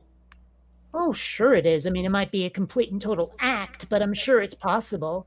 You know, to say like, I'm a Bible-believing Christian and Jesus is my way. Oh, yeah, let's break up the corporations. Tornado. I'm sure that's possible. Tornado. Well, yeah, but you're going to run him for office? Oh, God, no. Well, wait a minute. He couldn't be worse than Trump. This is true. Oh, he could end up pissing off all of Congress, but, you know. What, Callan? Okay, I don't have to worry about it anymore because apparently it died. Okay. I guess I hit it after all. Okay. Oh, boy, boy. I mean, hell, I'd end up pissing off most of Congress. I know I would. I've got kind of a temper, you may have noticed. No, really? Yeah, it's true. Could have fooled me. Yeah. Meganut says the time for voting for the lesser of two evils is over, as it is clear that the boss tweeds have so rigged the system in the U.S. that there is no lesser evil in politics anymore, and he's right. Yep, that's right. What the hell? Boss Tweed? I've never heard that before. Oh, yeah. Right after this is a quote. I don't care who does the electing so long as I get to do the nominating. William Magyar Tweed, 3 April 1823 to 12 April 1878, known as Boss Tweed. Yep. Well, I still know nothing about him, but okay. Boss, if I remember correctly. Say again? I think he was a mob boss. I don't know. I mean, we are talking late 19th century here. Who was boss? You ever noticed that, what's his face, Al Capone's kind of an ugly fucker? Yep. William Magyar Tweed, also known as William Marcy Tweed, also widely known as Boss Tweed, was an American political, most notable for being the boss of Tammany Hill, the Democratic Party political machine that played a major role in politics. Oh yeah, Tammany Hall was. Yeah. Oh man, was that Boston? 19th century New York. New York. Okay. Yeah, New York City and State. Director of the Erie Railroad, the 10th National Bank, and director of the New York Printing Company, proprietor of the Metropolitan Hotel, significant stockholder in iron mines and gas companies. This is the time and place where you had political bosses, which were pretty much the same as mob bosses. Yeah. Mm-hmm. He was elected to the United States House of Representatives. He was convicted for stealing an amount estimated by an alderman's committee in 1877 at between $25 million and $45 million from New York City taxpayers through political corruption, although later estimates ranged as high as $200 million. What is an alderman anyway? I've heard the Uh, term many times, but I've never heard it defined. Alderman, it's a member of the church, Well, I believe. yeah, but a lot of things are members of the church. What is it? Okay, define alderman. Let's see what the fun of all knowledge has to say. Noun, North American, Australian, an elected member of a municipal council. In England before 1974, a member of a county or borough council, next in status to the mayor. In Anglo-Saxon England, a noble serving the king as a chief officer in a district or a shire. There are a couple of jurisdictions whose council members are called aldermen. Trying to remember if Chicago is one of them. So wait a minute. What was the part about England? Read that again. Let's see. In England before 1974, is it that one? A member of a county or borough council, next in status to the mayor. No, not that part. Okay. He served the king. In Anglo-Saxon England, a noble serving the king as a chief officer in a district or shire. There we go. That's the part I heard. So basically, an alderman is a hobbit. Okay, then. Right, yeah. Oh, my God. Oh. Well, anyway. Let me grab that coffee that I started on the heating. I'll be right back. Oh my God, I'm old. Yeah, I still haven't eaten breakfast yet. I started the day with caffeine, which is an appetite suppressant, so I'm not super hungry yet, but I'm going to get there eventually. I don't know if anyone wants me to eat on camera, because ew, but still. Oh. Wait a minute. Where are you getting? What? Where are you getting? Hungry. Oh, Casta Veterana. Okay. Yeah, I have no, what idea I was what saying it is, just said. like, I started the day with caffeine, so that's an appetite suppressant, so I'm not yet starving, but I could get there, and I don't know if anyone wants to watch me eat on camera. Moo. Mm. I was a terrible person. I had a bowl of Life cereal. I've been buying the giant family-sized boxes of cereal, and I've been trying to get the cheap ones, and I've also been trying to branch out and get variety. So this time it was Honey Nut Cheerios. Oh my. Now, I okay. eat the regular kind. They're bland as hell, but Honey Nut's okay. Can you still get those variety packs? Well, don't those usually come in the little tiny single servings? Yeah. That shit ain't worth it. It's not economical. Yeah. And you'd have to buy so many of them to last more than a week. Yeah, because I'm thinking, wait, did you get 6 or 8 of those single servings in a package? I forgot. Pretty sure it's 6, but I could be wrong. Try our Kellogg's variety pack. It's so not worth it during the plague to even consider it, frankly. Yeah. I gotta keep remembering, like, other words than plague, but it's my default. Yeah. Well, technically it is the plague. Well, It's actually, a plague. well, yeah, but it's not the Black Plague, and that's the association most people have with that term.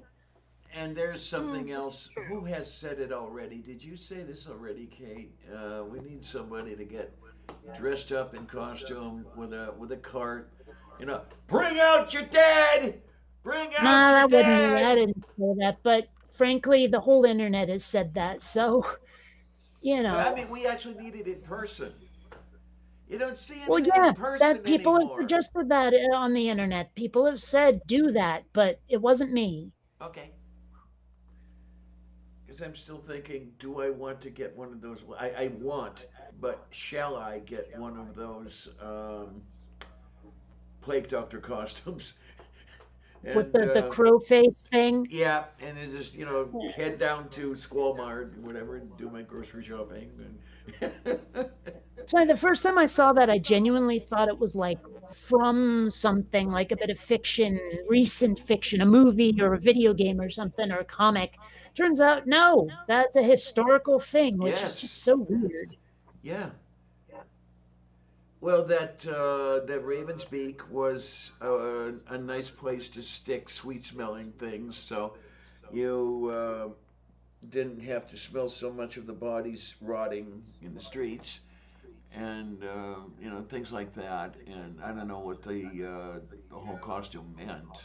It had to have some meaning. I mean, crows, what, like, are carrion creatures? They circle death, that kind of thing, maybe? Maybe. As a guess. It's a better guess than anything else I can come up with. But they do tend to signify death.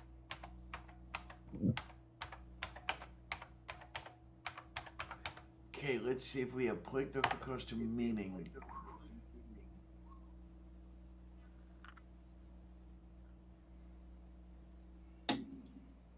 Well, that's just the masks. I want to know the rest of this stuff. Try history instead. Yeah, okay, we'll try that. Wait a minute. We have symbolism.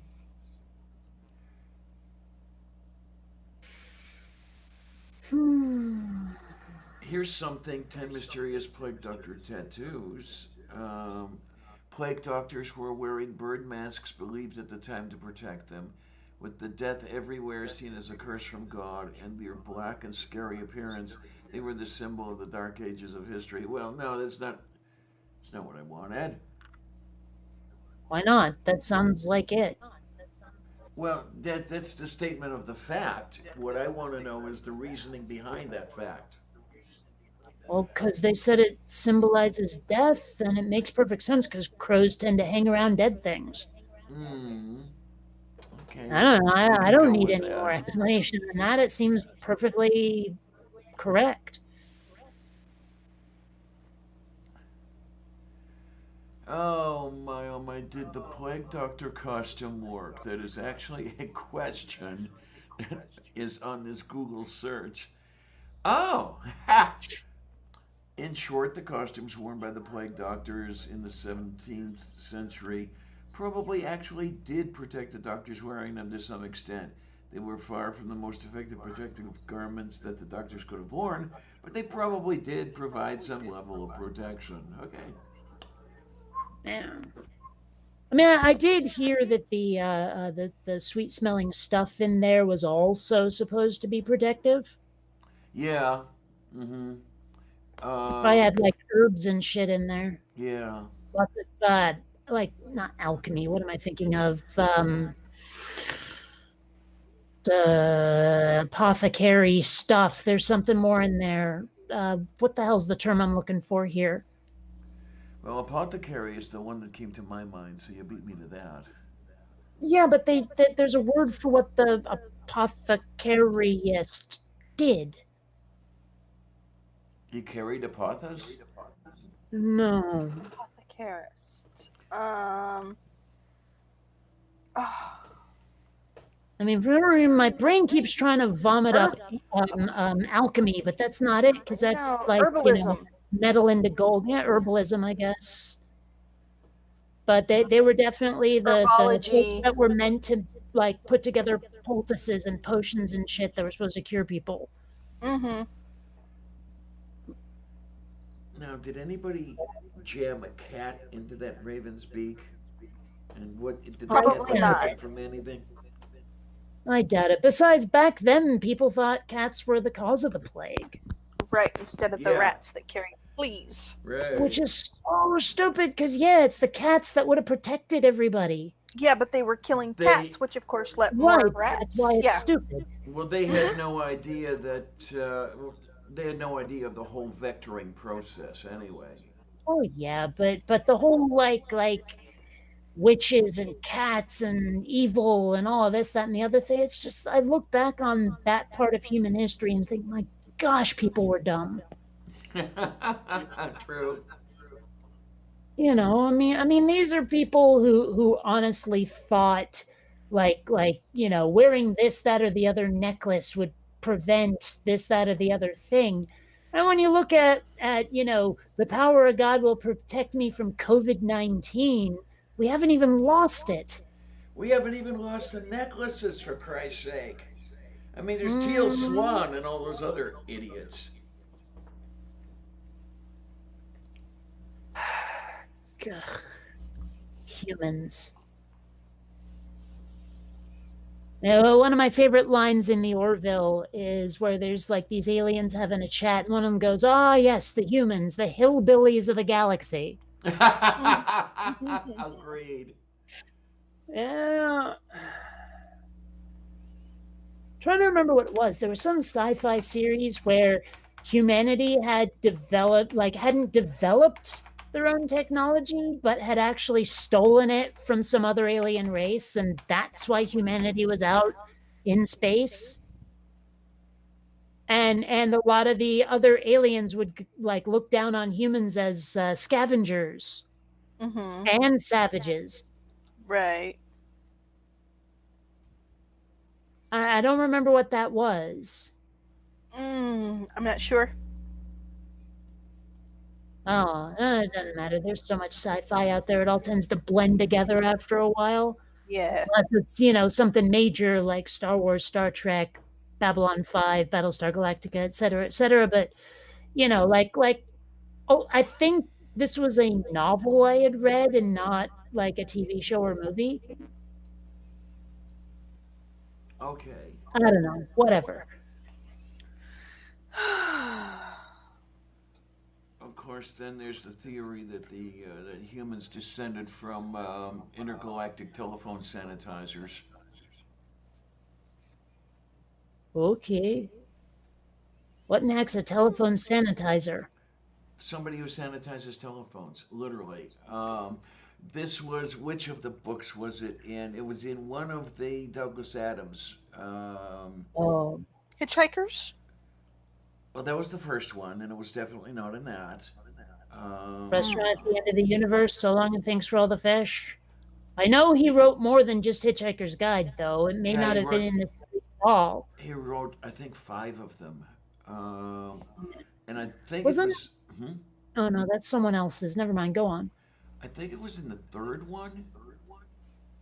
So Long and Thanks for All the Fish. Oh, no, wait. That's the fourth one. There's also... Oh, boy. I don't know. There's some that are lesser known.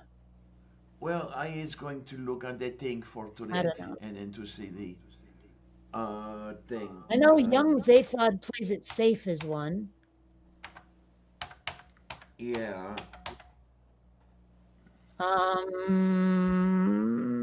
I swear there's a lesser known one that got written late.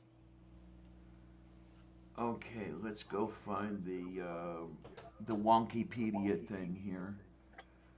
Okay, the novels we have. Here we go. Yeah, here we go. The ultimate, it's Hitchhiker's Guide, Restaurant at the End of the Universe, Life, the Universe, and Everything, and then So Long, Thanks for All the Fish, and Mostly Harmless. Apparently there's one called And Another Thing, and one called The Salmon of Doubt.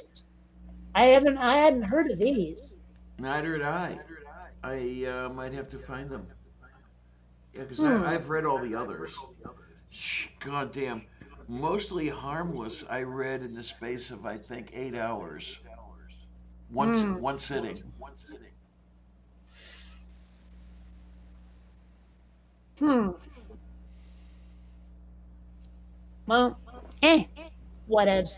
The truth is, though, like, reading a lot of British fiction like that, it seems like it was written without necessarily a coherent plot in mind, that it's just these little sort of set pieces that were loosely tied together.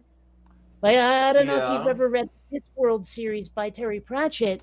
I've really only read the first one, and that's the way it felt too, where it was just lots of little comedy bits that were just sort of stitched together without a beginning, middle, and end planned.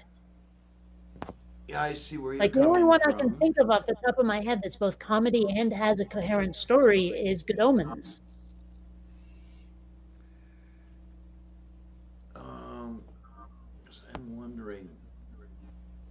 I'm trying to remember if Adams had ever said anything to the effect of the Hitchhiker's Guide to the Galaxy series, or this wrote itself. Because to me, it seems like that. As you say, well, you say a little set pieces stitched together, and I'm thinking possibly you finished with one, and then you wrote a couple down the line, and then you put another one in the middle, and whatever was happening in the most recent directed the direction of the newest. Well, but I'm not even talking about the series. I mean, just one book. The first book just sort of seems like it jumps from bit to bit to bit without like a plot structure. Or is that the plot structure? Conspiracy theory. Well, but the thing is, though, that I've read way too much British comedy fiction that reads the same way. And So I think it might be a cultural genre. thing. Yeah. Like not even a genre thing, a cultural thing.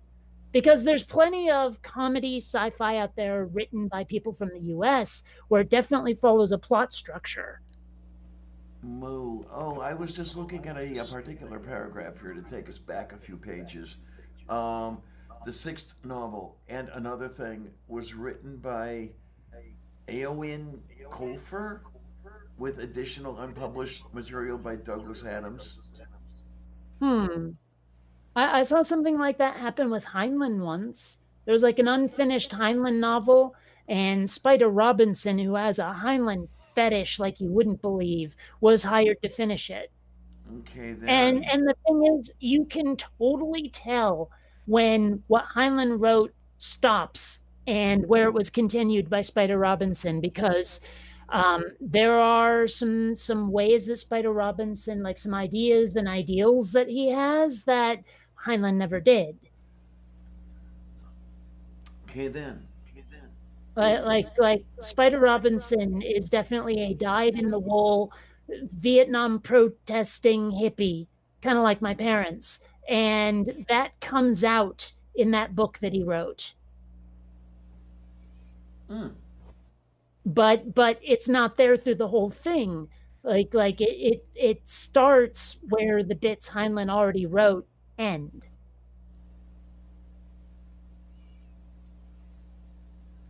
Anyway, unless you're a fan of Spider Robinson, you won't get it. You got to read Callahan's Crosstime Saloon and then read this Heinlein book, and you're like, oh yeah, okay, gotcha. Am I hearing a kitty being a kitty? Not on my end. Okay, I don't know what it is. It was either a kitty or a rocking chair squeaking or something. Oh, that might have been me. Okay. It's funny, like sometimes when I'm playing VR, I mean, this gaming chair rocks, and sometimes I'll be playing a VR game with a bunch of other people, like say Texas Hold'em or something, and they watch my avatar just with no explanation. And I've had a few people go, "What the hell's wrong with you?" And a few people go, "Oh, rocking chair, eh?"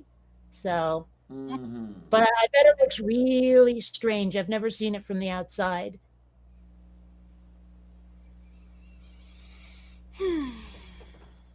Oh my! Wait a minute here, amiga nuts. Diana has gone God voice.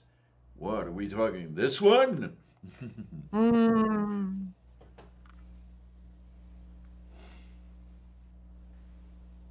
Or maybe there's echo.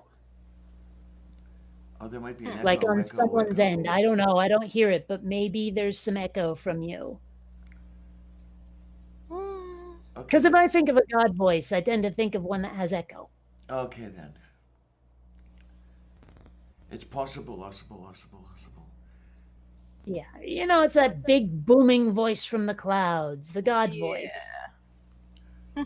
Hey, check out my kid. Yeah.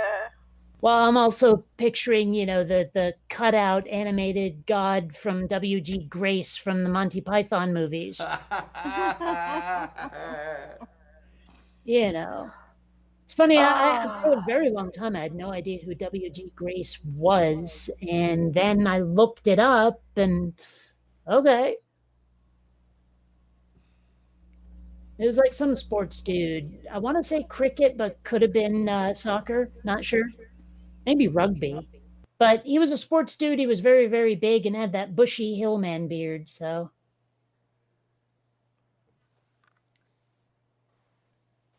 We're averting our eyes, O Lord. Why don't? it's like those miserable psalms. They're so depressing. I'm never sure if he says psalms or songs. It's not very clear. I always heard it as psalms, but then again, my hearing isn't the best. Well, I can hear it either way.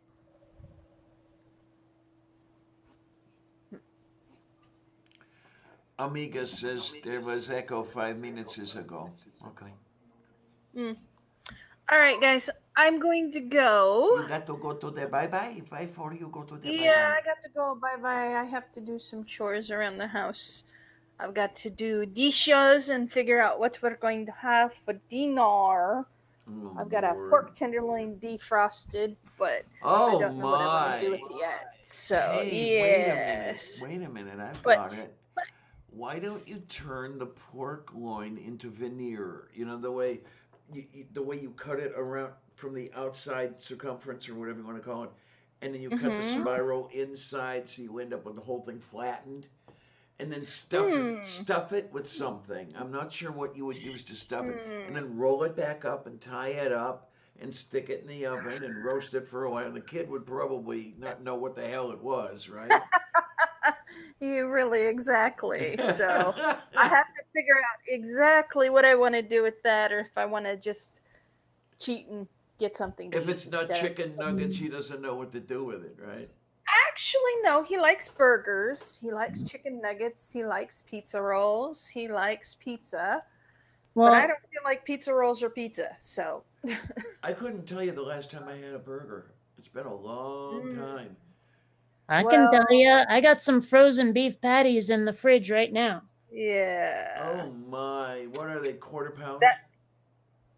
Yeah, actually, yeah. And I mean, it's a lot cheaper than buying like fresh beef, and they don't taste bad.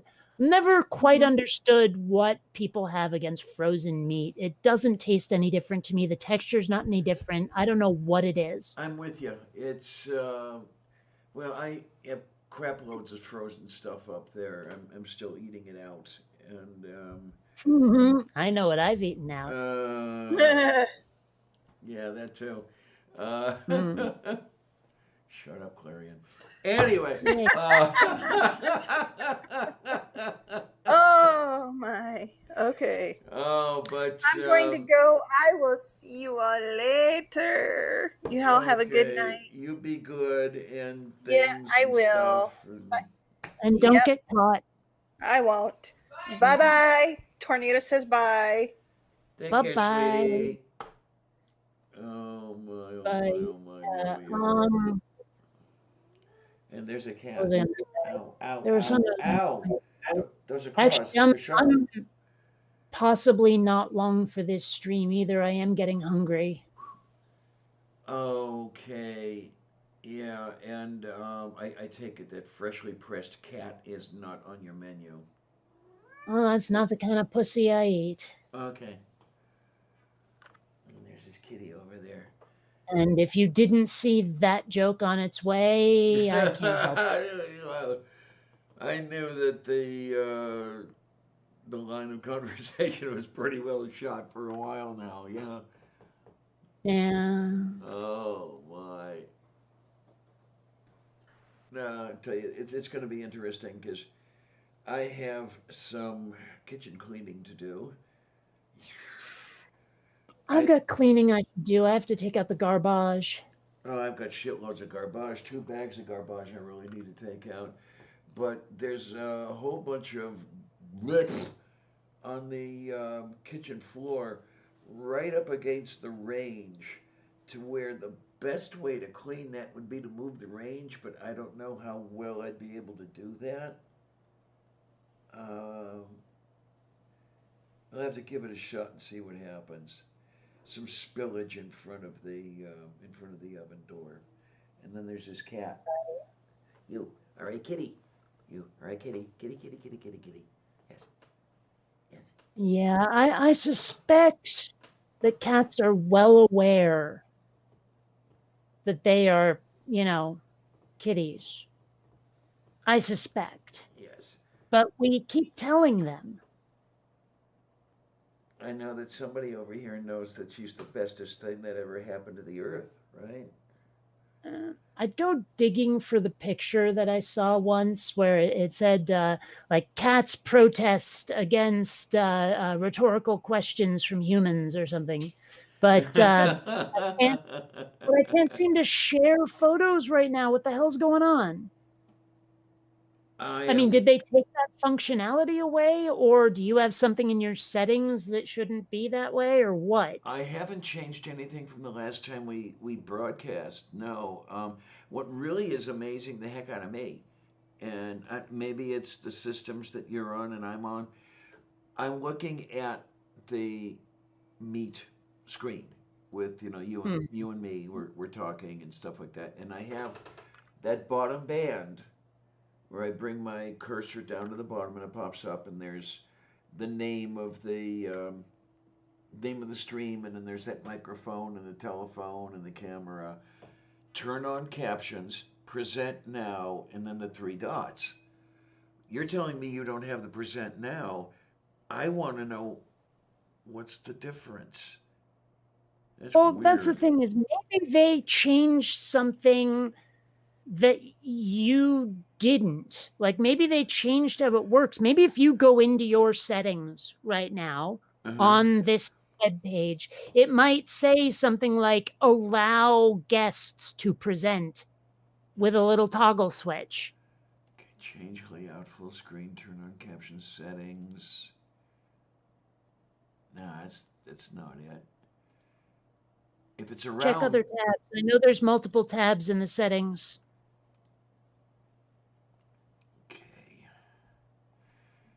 Audio and video, and what do we have here? We have that resolution and camera name. No, that's none of that stuff's it. And the fidget spinner isn't it. Nice physics lesson there. Yeah, I don't know. Just sort of trying to stave off the ADHD right now.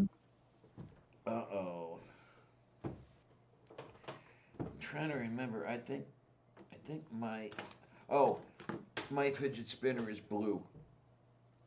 Is it? Oh. They have come out with more and more elaborate ones.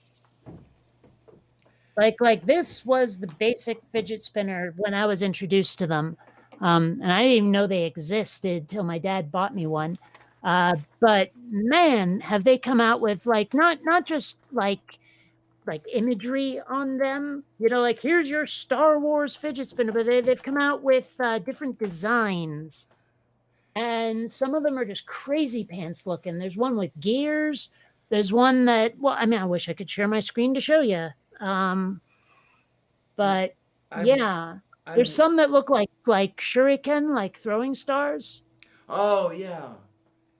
Now, I'm looking at this, and I'm seeing what appear to be different levels as this thing is spinning. So I'm wondering what you might be able to do to the shape of this sort of thing to get the illusion of space-filling objects as they spin.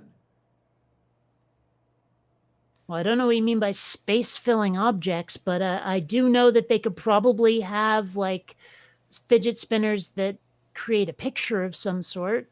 That's kind of what I'm after, yeah. Because I'm seeing a fidget spinner that looks like the Batman symbol. Moo. It is very moo. I wonder whoever. And there's one that looks like a cringing Asian kid printed all over it. Oh no! Wonder whoever. It says here, BTS Namjoon. I don't know what the frig that means, but it means my cat wouldn't eat it. No. What do you think, Kitty? And oh, hey, here we go. A Bluetooth fidget spinner where it has like light up LEDs on it, so when you spin it, it spells out a word. oh, that's getting close to what I was thinking. Yeah. So it probably costs out the ass, but Oh man, yeah, you don't want something costing out of my ass. That would be. Yeah, not with your diet. Then there's this kitty. And the website here does not seem to list a price. Let me see if I click on this. No, that's the microchip itself. And it doesn't list a price here either. What the hell? Well, let's try this other site. Oh, geez. I hate it when they pop stuff over the site. You know, where it's like, I was reading that, and now there's a window on top of it. Yes, that's icky. Blech. And some of them do it where they don't pop it up until you've scrolled a certain distance. I'm like, now that's just obnoxious. I was in the middle of something, interrupt it like that. Stop it.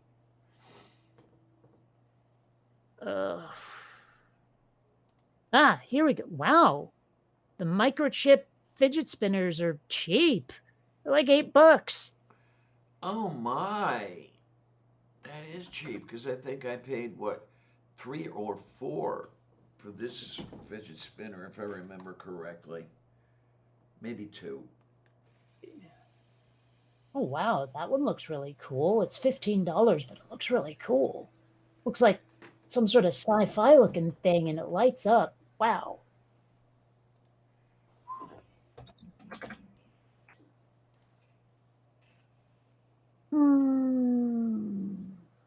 Okay, I don't. Oh, never mind.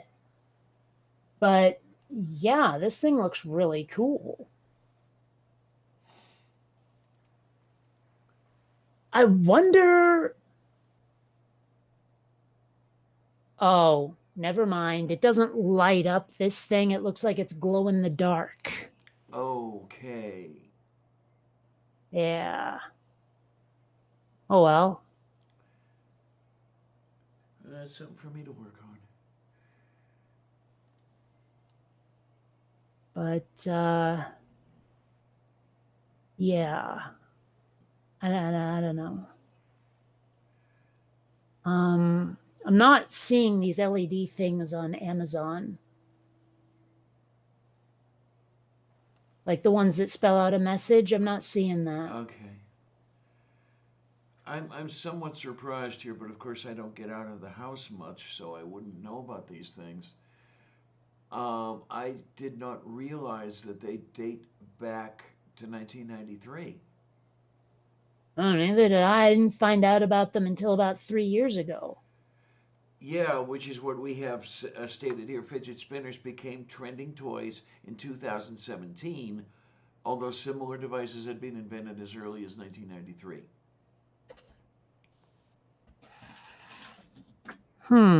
I hear that the people, I think it was just one guy who came up with a fidget spinner, made bank off of it. I could imagine. Yeah, it's amazing how those really simple things generate income. Like, okay, this is fucked up. I'm seeing a bat signal shaped fidget spinner that appears to be covered in rainbow decals of pot. Like seriously, it's a Batman weed fidget spinner. Yay! All right. I'll put that in the side chat if anyone wants to see it there. But wow, people will make any damn thing, won't they? Pretty much. You know, I mean, sometimes I wonder, like, you get the guy who made the fidget spinner, right? And he probably sold the idea to a company for like one lump sum, and then then the company makes so much more than they ever paid him, right? And I have to wonder about, like, do people who do that kick themselves for it? You know, I mean, the people who originally started YouTube, when they sold it to Google, I wonder if they were thinking, fuck, that was a mistake. We could have made so much more money if we kept it.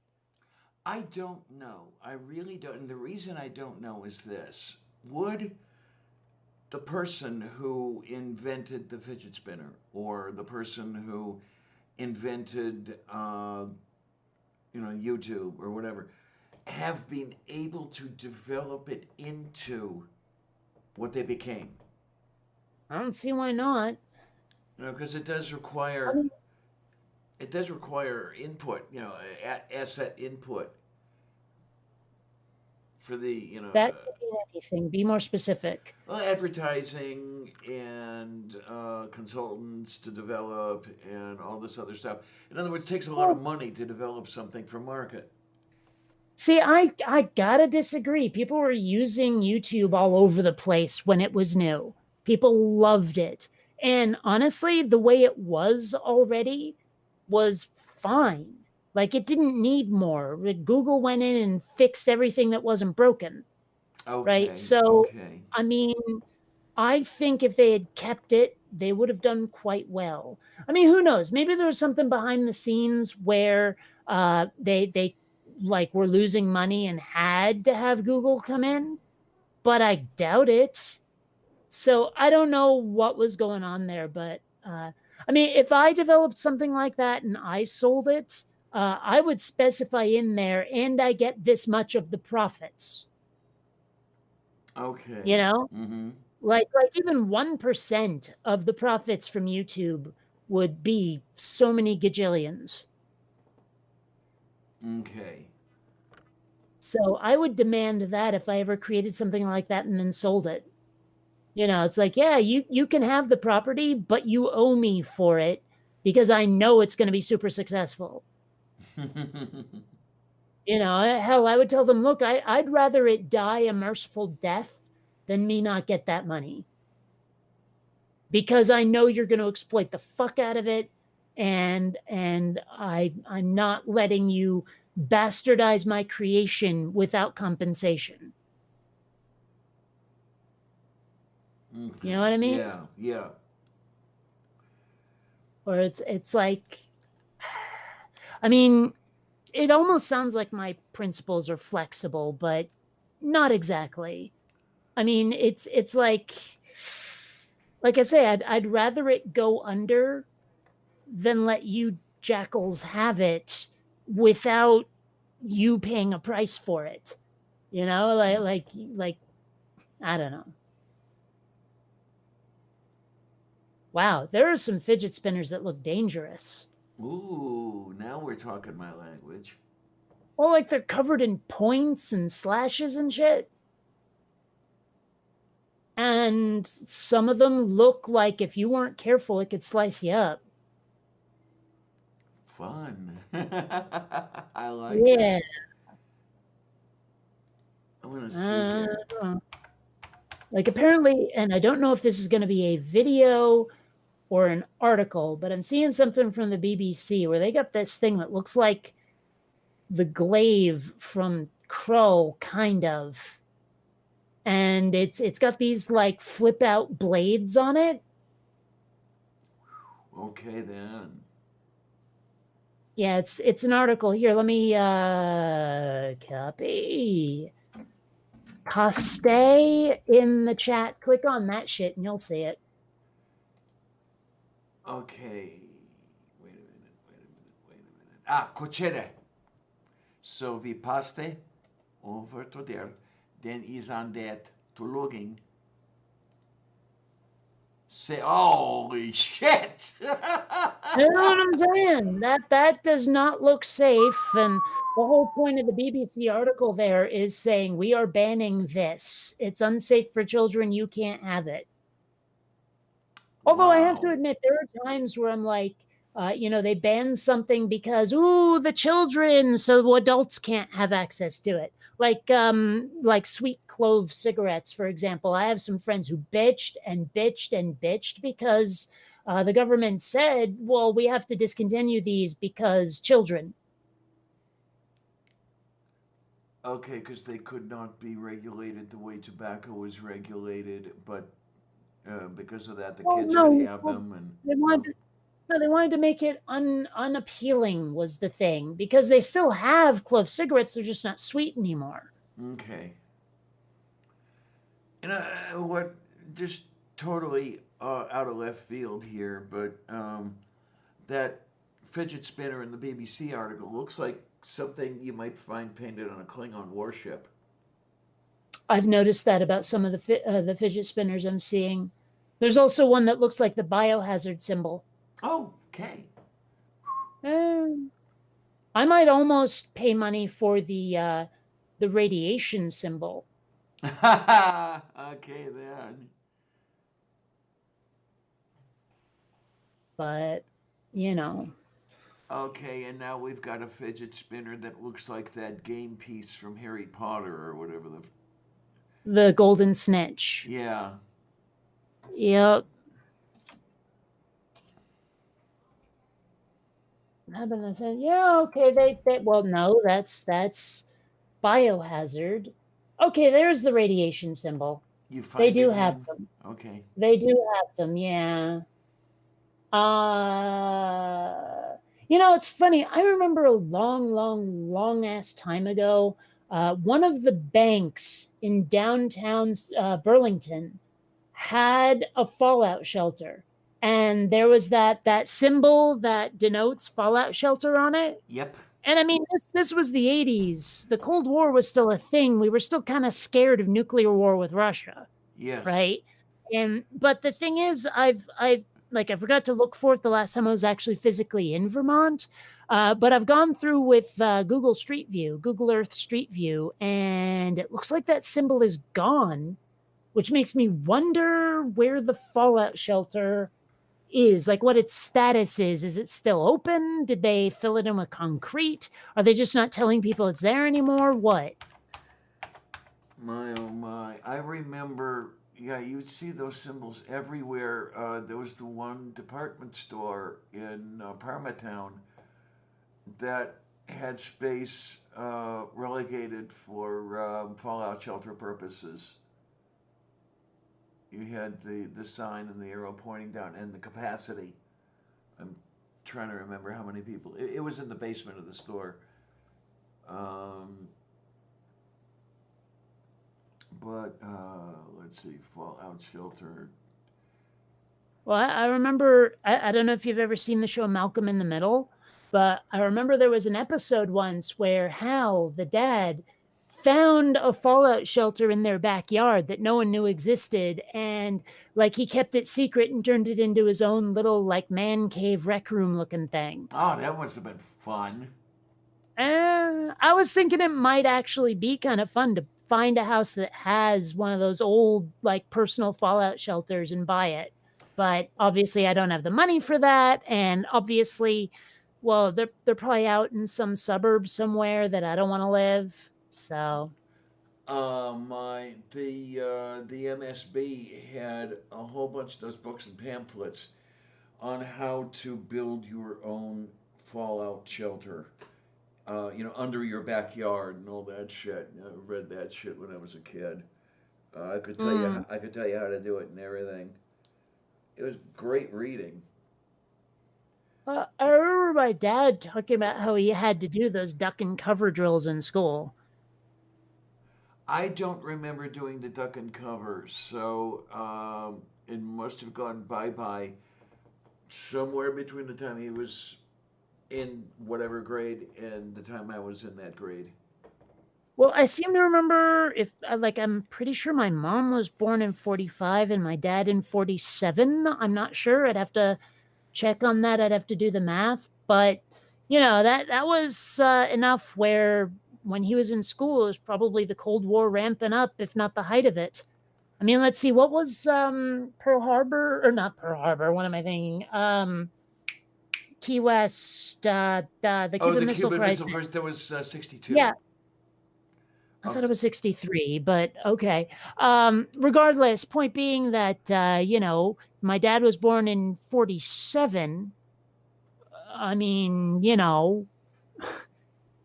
Moo. like the whole Cold War thing, he would have been in what, elementary school or junior high or whatever for that. So let's see now. I was 5 years old for the Cuban Missile Crisis. He would have been 15. Yeah. So high school then.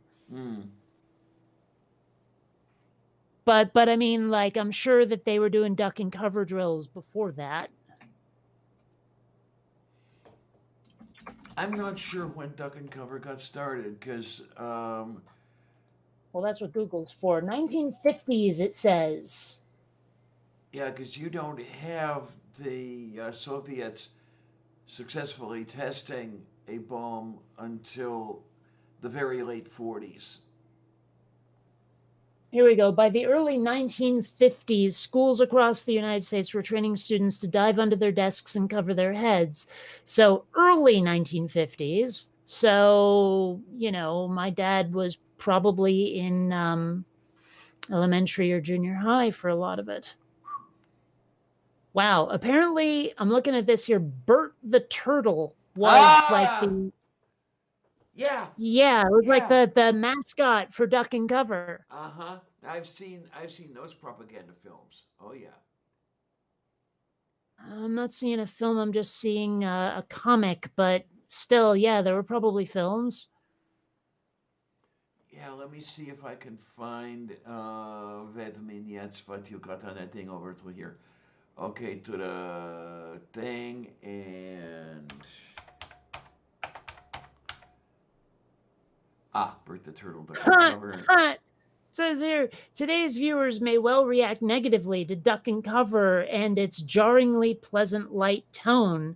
But in the early 50s, most Americans knew little about what actually happened when an atomic bomb exploded, and the idea was to warn but not frighten the school children taking part in the drills. I'm sure that worked out perfectly. Oh, it absolutely did. Okay, wait a minute. Copy the link location. We got the egg thing over here. Over in the side of the thing is one of the things that is the thing that we were thinking about with the bird thing and the turtle thing and the duck and cover thing. Yeah, I'd never heard of Bert the Turtle until just now. Okay, so you were today years old when you found out about that. Okay, gotcha. Yep. Oh, here we go. History. Oh, wow. Apparently it dates back way far. Or does it? No, that's just dangers of explosions. I'm not seeing an actual date. What, for Bert? No, for Duck and Cover. Okay.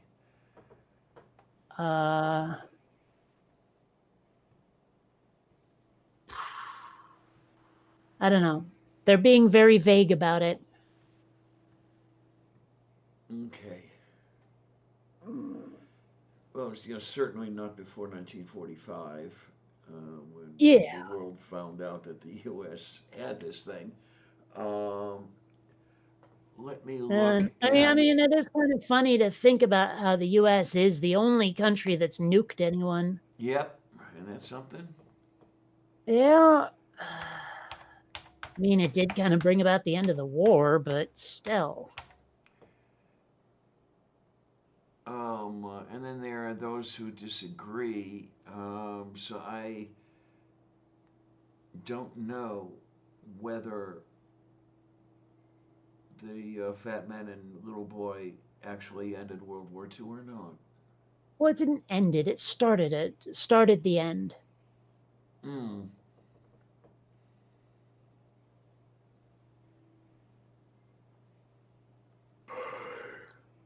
Okay, the first Soviet atomic test was internally codenamed First Lightning. 29 August 1949. Hmm.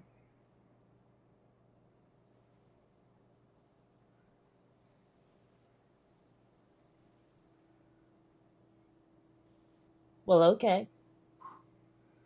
So I mean, there's a no earlier than date for the whole duck and cover stuff. Right. Well, all right. Okay, let's get rid of that. Let's get rid of that. Let's get rid of those fidget spinners. But oh, this is the funny thing that you got going over here. You got a couple sports team, sports ball fidget spinners. Um, there's one for the Detroit Tigers baseball team, $2.99, free shipping on orders over $25. There's another one for the Philadelphia Eagles American football team, $1.96. And then there's for the Pittsburgh Steelers, 31 cents. Wow. Okay. I assume the Steelers suck in some fashion. Well, I would say that they do, but don't tell that to Well, any Pittsburgher. well, I wouldn't know. I mean, I'm not sports They're people. correct. I But told you I watched the Super Bowl and that's it. what's really funny though, it's 31 cents to buy and $4.99 to ship. Nah, I've encountered that sort of shit before. Oh my word! That's Yeah. about where you say, "Ah, fuck this! I don't need that. I don't need it that badly."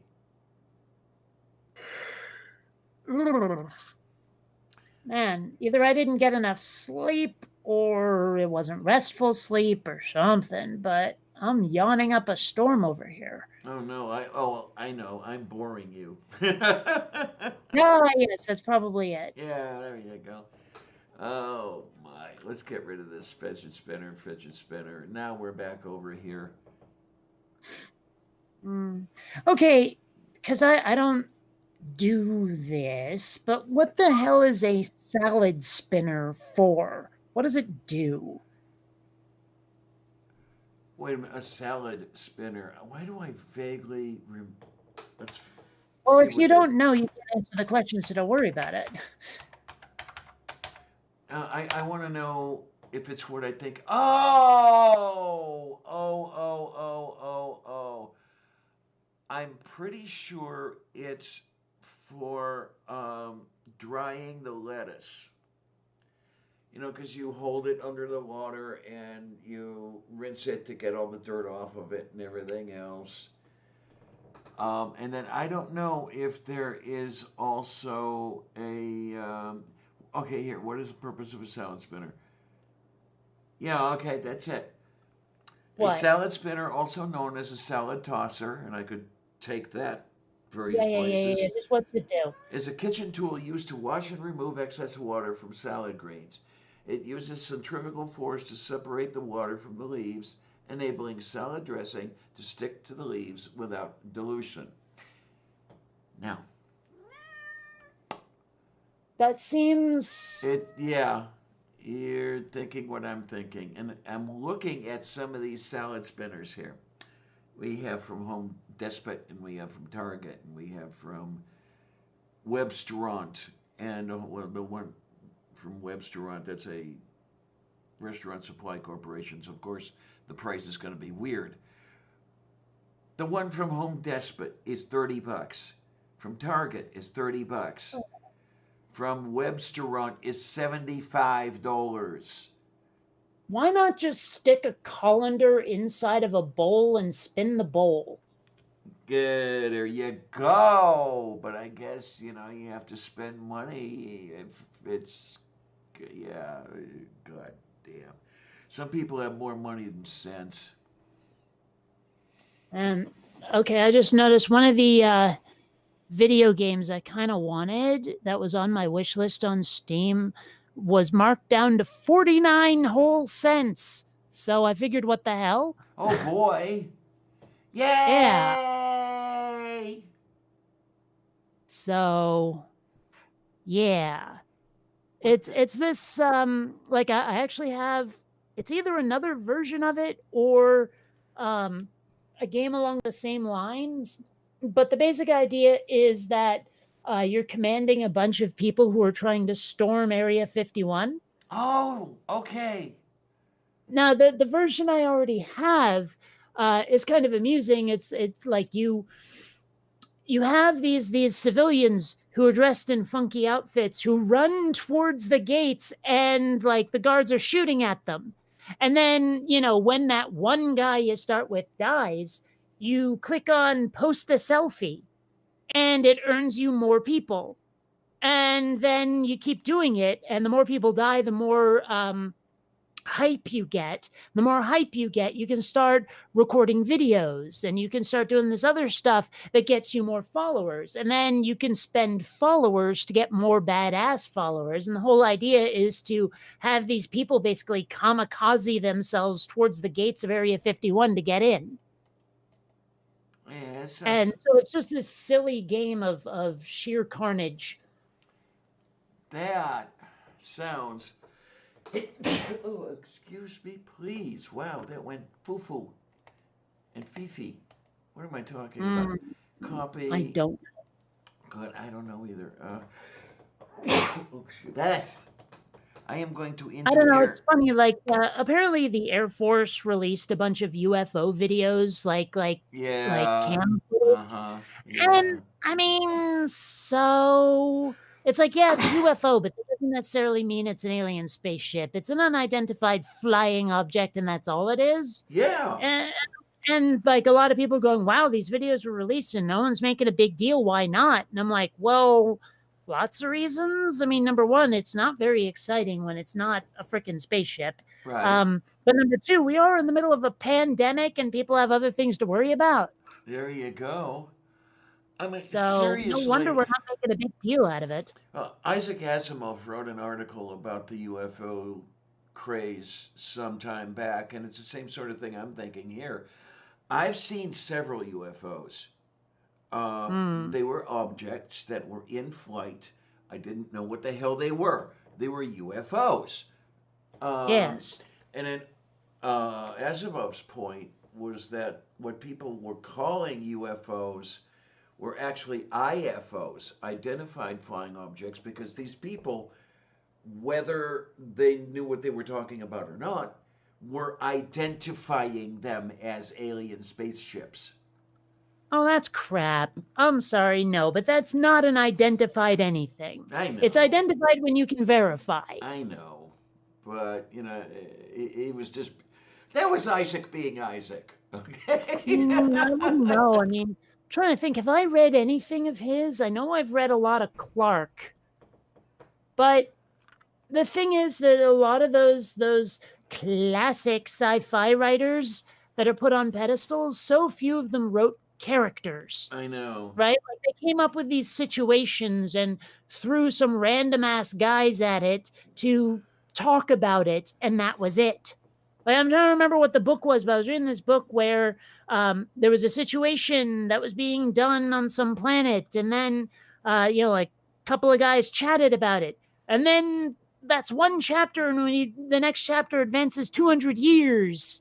And it's like, now we've got other characters talking about how that same situation has changed, and it took a long time to change because cosmic time, and all that shit. Yep. But then it's like, yeah, and no, Amiga Nuts, it's not a real selfie. It's an in-game selfie. It's part of the game. It's how you earn stuff, but you're not really sending selfies to anybody. Mm-hmm. But yeah, I mean, it was so dull. Oh, it was Asimov. It was the Foundation books. I was reading the first Foundation book, and it was so goddamn boring because what gets me into a story is characters that I grow attached to. Okay, then. And these characters were all throwaways because the important part of the book, apparently, was whatever the hell was going on, like more universally, I guess. Now, one of Asimov's novels that I rather liked. Are you familiar with The Gods Themselves? No. Okay. It involved parallel universes where somebody on Earth discovers how to gain infinite energy and infinite power by transferring electrons from one universe to the other. Um, and it's breaking down the fabric of space time and a whole bit like this. And okay, you go into how that's handled. But the characters in the universe that's alternate to the one Earth is in were some pretty interesting people, and I rather liked the whole. Their civilization was dying. They were doing the best they could to keep things going, and I found it rather interesting. But of course, I was 15, so maybe I'd find some strange things interesting. I don't know. But Well, I kind of want to read iRobot. I never have. okay, neither am I. Yeah. I know Wonder like how everybody much loves that costs for the Kindle edition. Oh, to see at the end thing. iRobot in books. No, not movie and TV. That's $8 for the Kindle edition. Wow, it's like 40 cents less for the paperback. Okay, then. That's actually uncommon. Usually the paperback is multiple dollars more.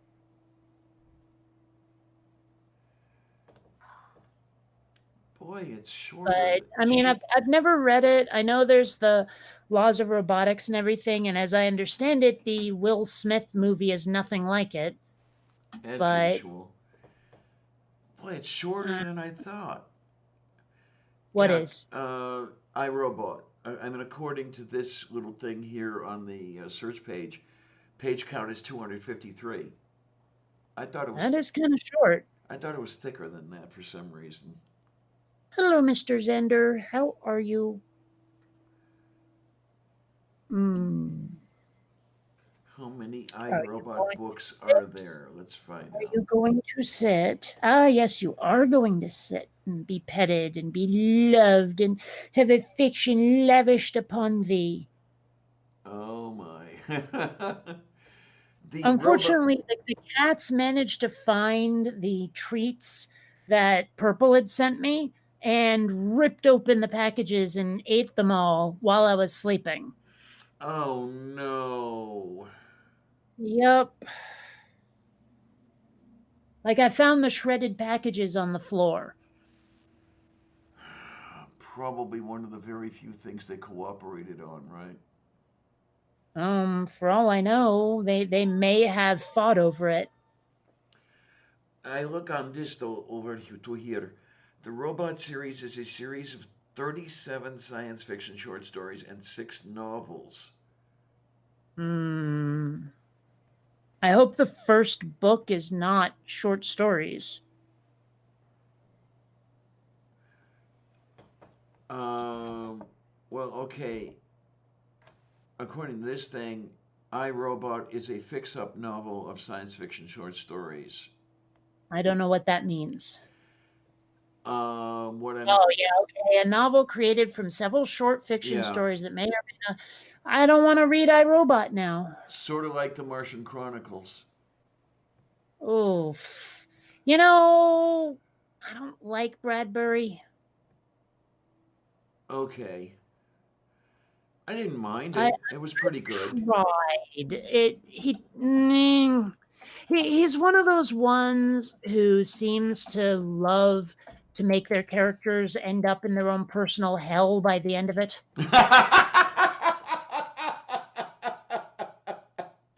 She has a point. No, and that's just no fun at all to read. Oh, my word. Am I wrong? No, you're not. That's why it's so funny. Wow. He didn't die till 2012? Oh, Bradbury. I honestly would have thought he was dead before I was born. Wow. No, one of my friends knew him. But yeah, no, I am not a fan of his. So let's see. What killed you? Lengthy illness, it says. I have to admit, I have kind of a morbid fascination with finding out how celebrities died. Like when they died, I look it up. You know, the Sam Lloyd, who that is? No, of course you don't. You don't watch television. He played Ted, the lawyer on Scrubs, and he just died 2 days ago. But not of the plague. He died of a brain tumor. But yeah, he's been in a lot of stuff. He always plays this sort of nervous nerd with the giant bald spot, but otherwise lots of hair coming out all over the place. Okay. And yeah. I actually loved his characters. I thought he was hilarious. And also, he was born in Vermont. And he's like Christopher Lloyd's nephew or something. And he just died. And like I said, brain tumor. And of course, Brian Dennehy just died, and that sucked. But again, not of the plague. Like so far, and I freely admit, I've been kind of lucky on the plague front, is that the only person that I ever knew personally who died is my grandmother, Anne, of the plague. But she was really old anyway. She was super, super senile. She was like 98. So she was kind of not long for this world. None of the celebrities I care about have died of the plague yet. Okay. That I know of. Wonder if he ever played someone off type. Because he does seem to have played the same guy in everything. I mean, he was even one of the aliens in Galaxy Quest, and let's face it, he might as well have been playing the same guy.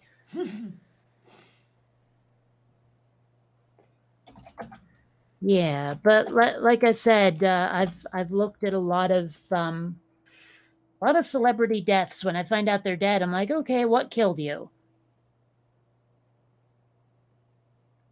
No way. He voiced one of the I can't remember the name of them. One of these the aliens in Mass Effect. No way. Oh. Of course, no way. It's not him. It's a different guy.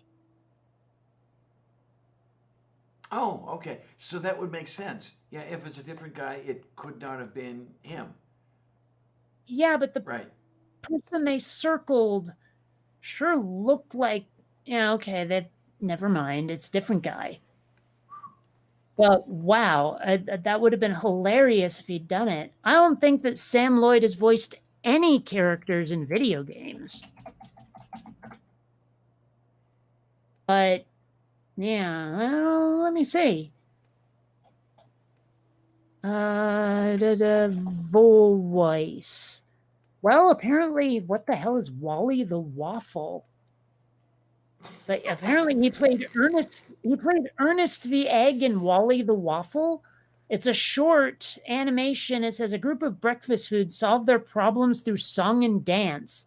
Oh my God, it had Jeff Conaway in it? Okay, then. Wow. Jeff Conaway. I mean, he was in like Happy Days, I want to say. No, Grease and Taxi. But I know him best from Babylon 5 as Zach Allen. Okay, then. I may have to see if I can find this Wally the Waffle somewhere. I'm so curious now. I swear Zach Allen. I swear Jeff Conaway was in Happy Days. Yeah, here we go. He played Rocco in one episode, but still. And he just died a few years ago, too, of pneumonia. Pneumonia seems to get a lot of actors for some reason. Yeah.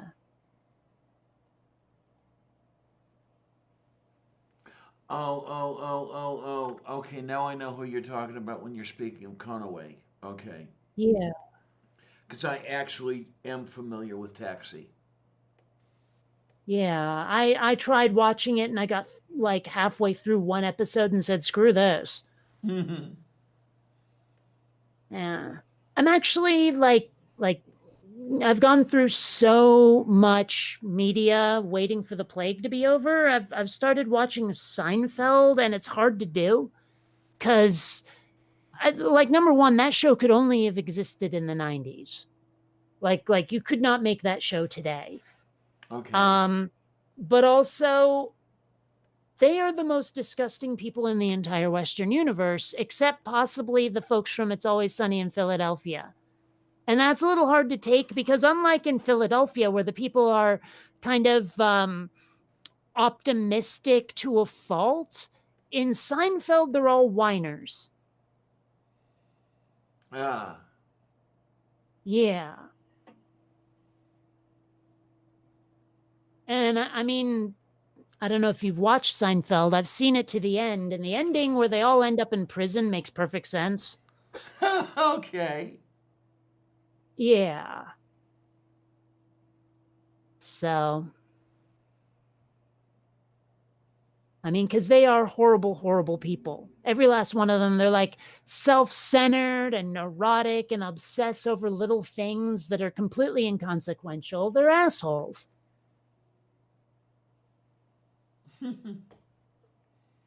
Well, watch it and tell me I'm wrong. It was a knowing giggle. I don't think I've watched an entire Seinfeld episode, though, so I would have to find one and watch it. It's not worth it, but whatever. I'm trying to find more to watch. There's not much out there that I haven't already seen and looks interesting. But then again, I mean, when I look, I don't even see a synopsis. I just see a thumbnail, and I'm like, I don't know. Maybe there's really good stuff out there that I just don't know it's any good.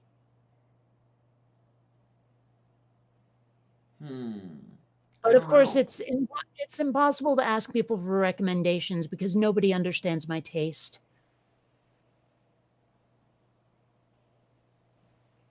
Okay, I get that. Yeah. It's the same thing with music. It's almost worse with music. We've had this conversation before. Oh, yes. Oh, yeah. And the stuff I watch, nobody would watch. I mean, the old NASA films from the 60s. And... Well, not exactly entertainment, is it? Well, to me, it is. That's the thing.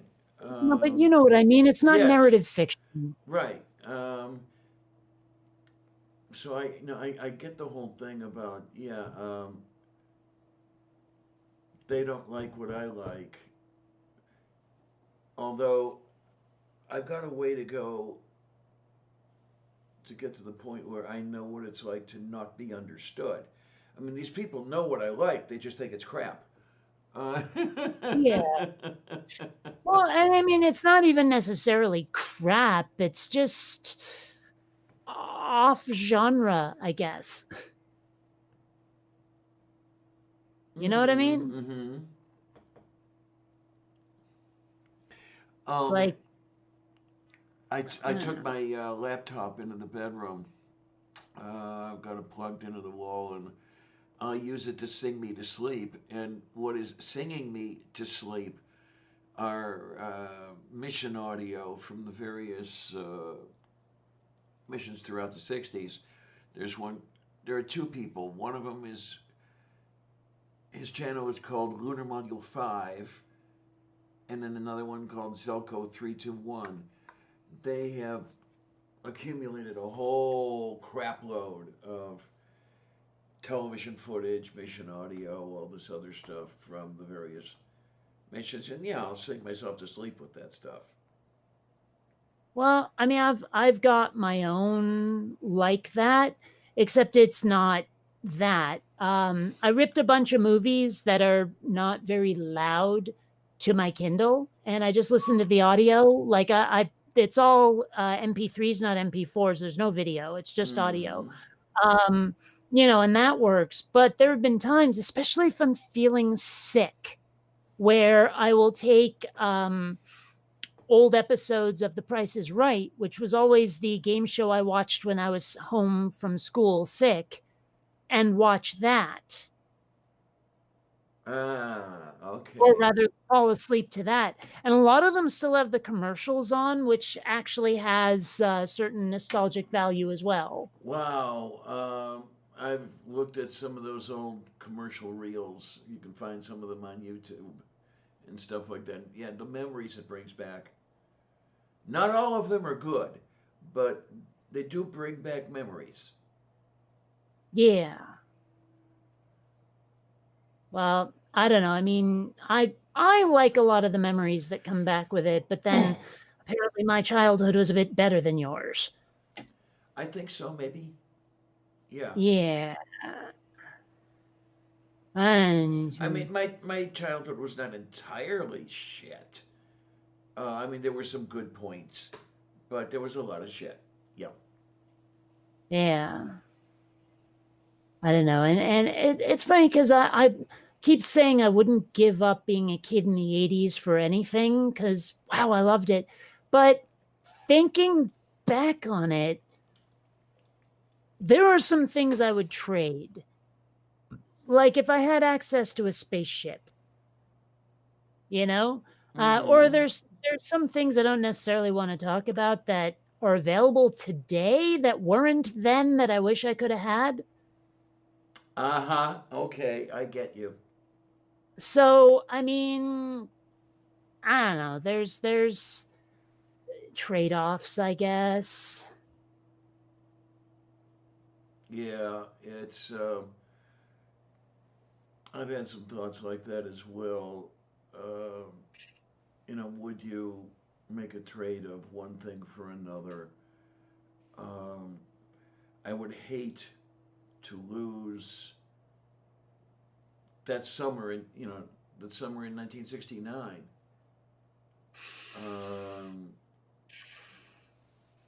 Beautiful memories from back then, but I don't know if I could give that up for anything.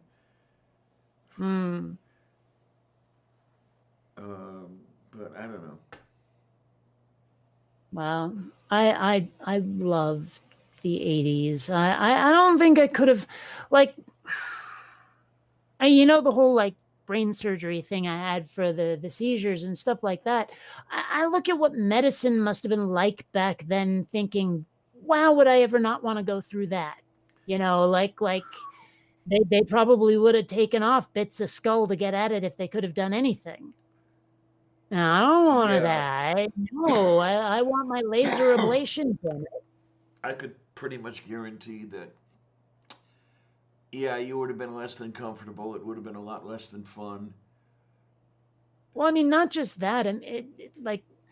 I look at medicine, surgery from back then, and it seems so primitive compared to today. It was. I mean, that's the part that would have been terrifying is like, these people are going to slice and dice, and I'm not sure if I'm good with that the way things are right now. Well, you're talking to somebody who felt exactly that. I was terrified because they were actually going to take a piece of my skull and go look at the brain inside. Well, the interesting thing about that whole thing, though, is they wanted to open me up and they wanted to see what was in there, and well, they found nothing. I saw that one coming.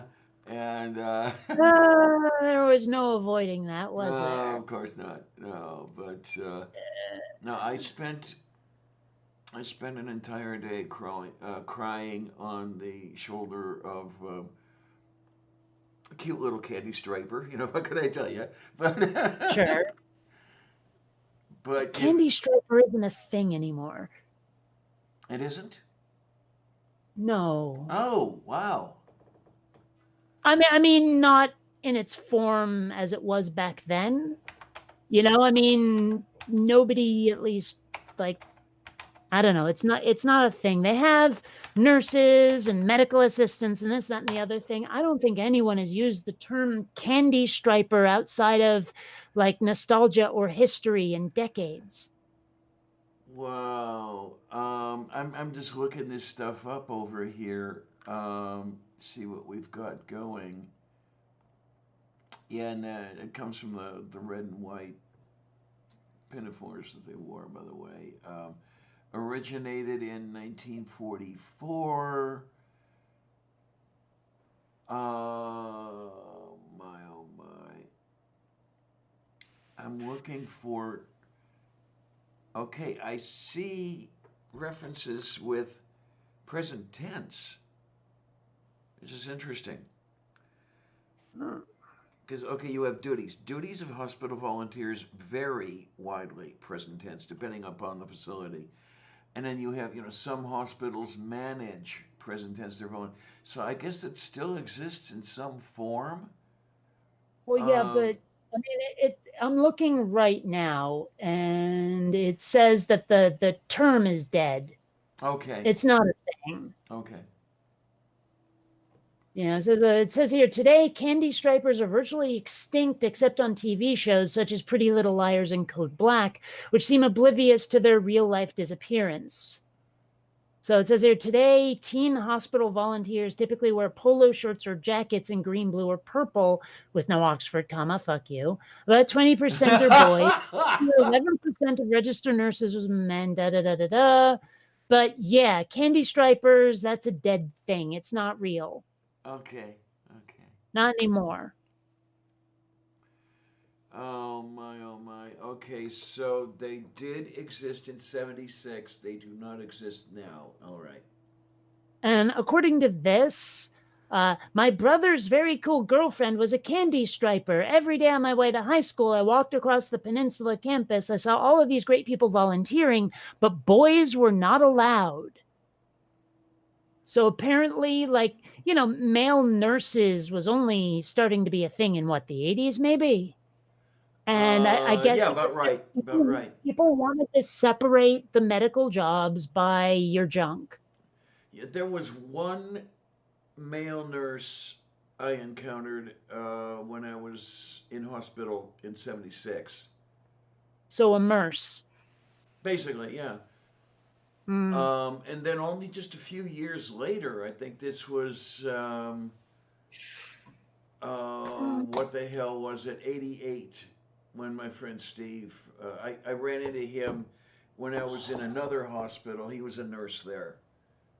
I mean, I understand that nurse is a term that came from, women who, did not give birth to the baby but lactated for it. Right, yeah. And so it was a very female term, yeah. And then it sort of got genericized once that stopped being a thing. Mm-hmm.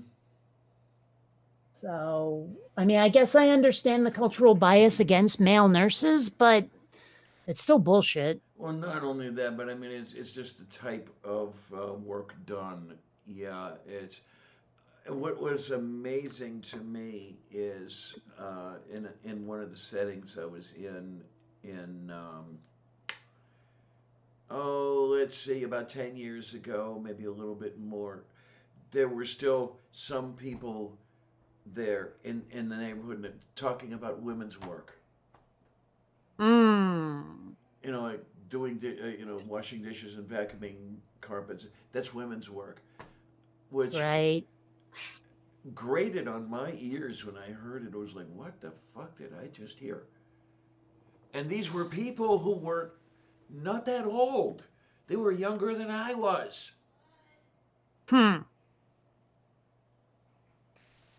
Well, that's just fucked up, is what that is. Yeah, absolutely. Well, wait a minute. You say they're not much older than you? No, I was older than they. Oh. Yeah.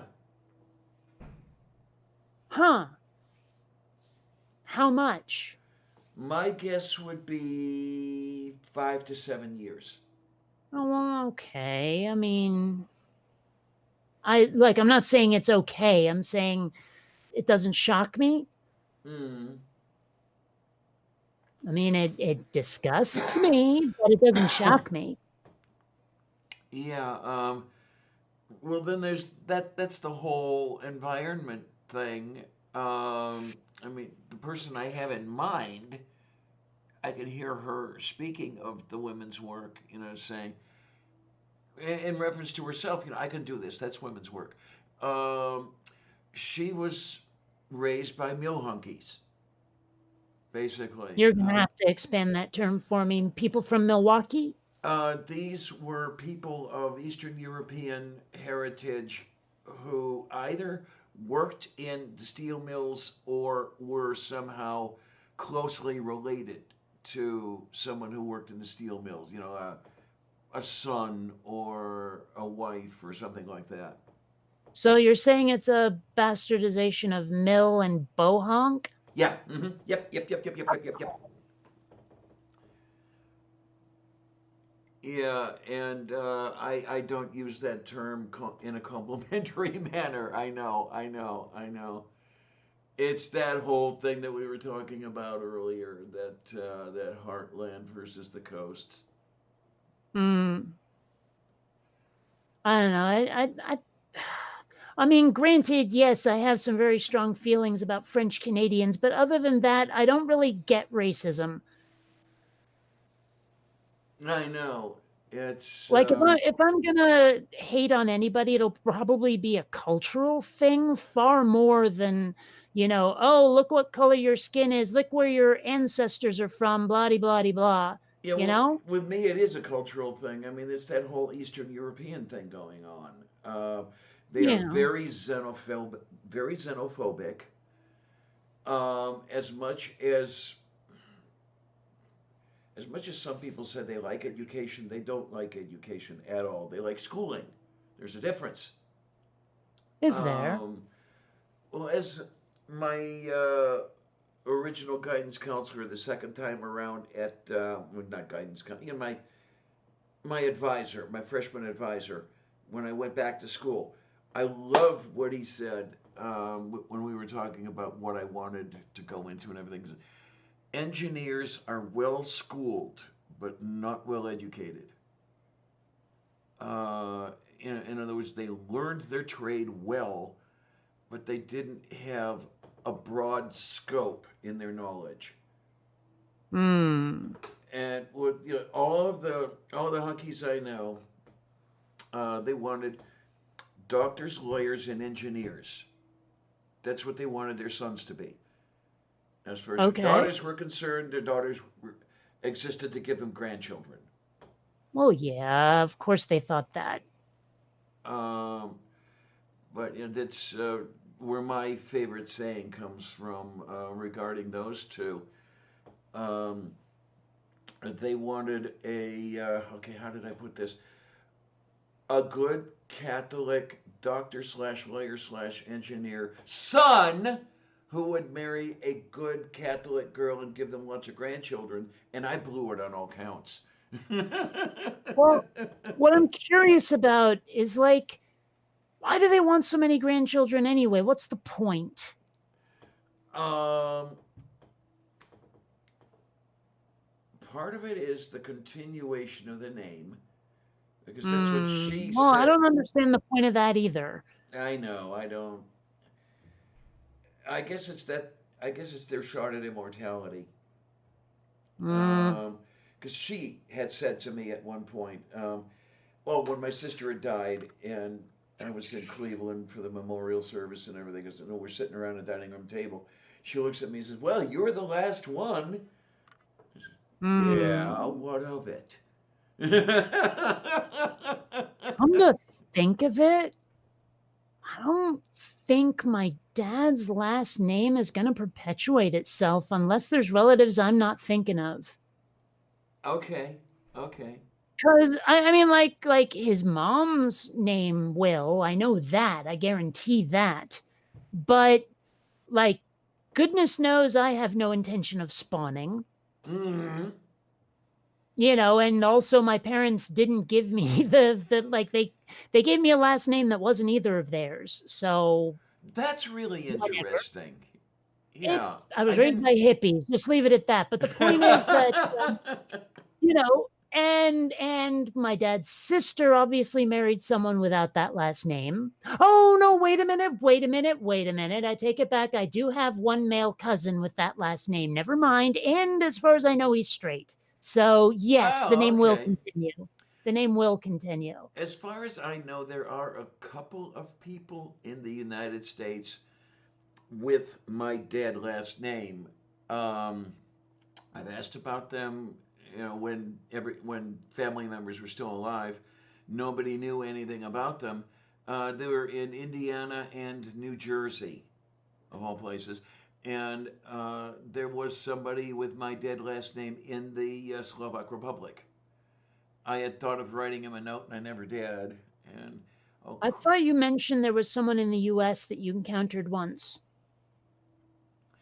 Well, there was, or found out about, maybe not encountered in realsies, but okay, not in real. I haven't met anybody personally with my dead last name. I mean, I located Tibor Zavartke in the Slovak Republic.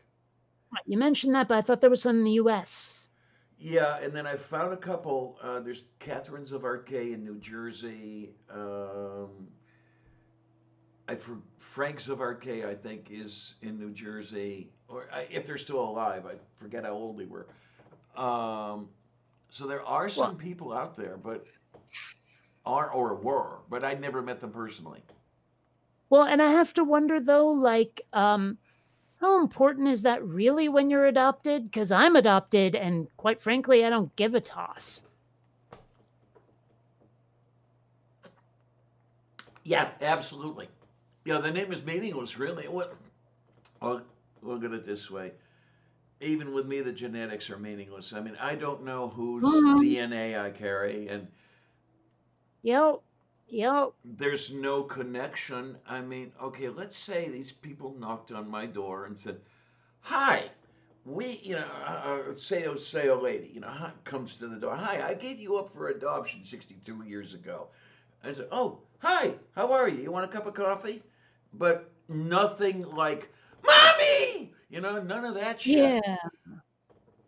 I mean, sometimes I wonder what it would be like to encounter my birth parents. There's so much that they may object to in my history, like, lesbianism. For all I know, they're rabid white right wingers. I don't know. Yeah, you never How do know. I know? Right. So, I mean, for all I know, like my birth mother still lives in Vermont somewhere. Okay. And I'm not supposed to. I think I've mentioned this before. But my parents kind of knew the guy that handled the adoption. Oh, yeah. Personally knew him. And I think they still contact him from time to time. And he told my parents things about me that I'm not supposed to know. And so I don't know. I mean, I wonder about, because as I understand it, my birth mother tried to raise me for 3.5 months, and it just overwhelmed her, and she had to give me nothing. Yes, you had mentioned that. And gosh, I don't know. It's like I know their full names. Or no, I take that back. I know both their first names. I know one last name, and I don't know if it's his or hers. Okay, then. So tracking that down would be hard. Plus, as I understand, I've gone looking a little bit, and I've found some women of the right age who live in Vermont with the right name, assuming it's her last name and not his. Mm-hmm. But none of them look the way I think they ought, given the genetic makeup, the ethnic makeup that allegedly she had. Okay. So I don't know if I've found anyone at all. Gotcha.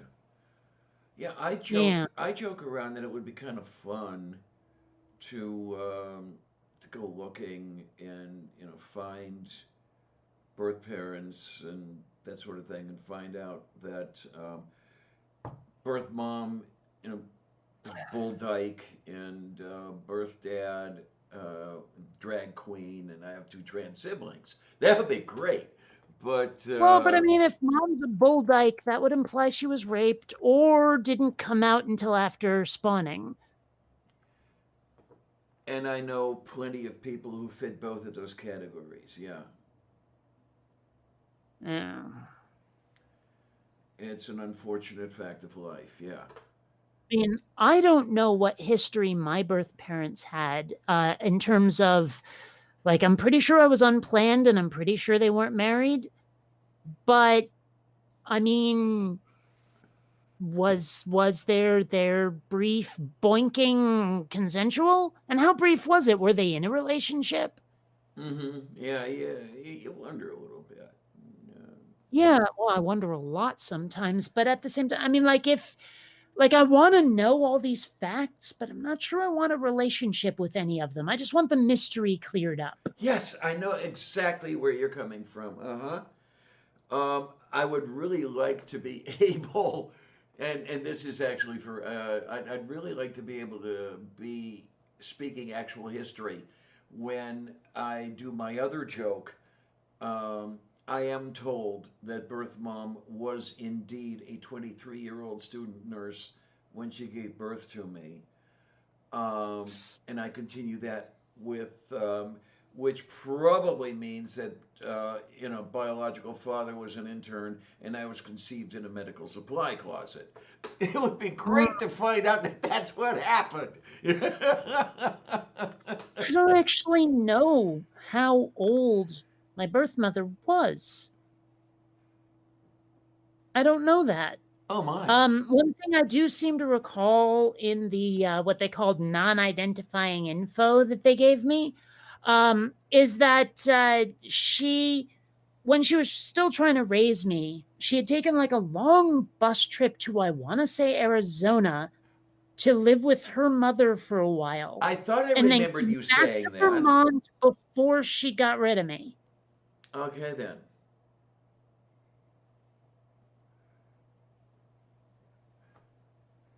Okay, Yeah, then. well, whatever. I still want to cling to the fantasy that my parents were space aliens who left me on Earth and will come back someday to take me back to the homeworld.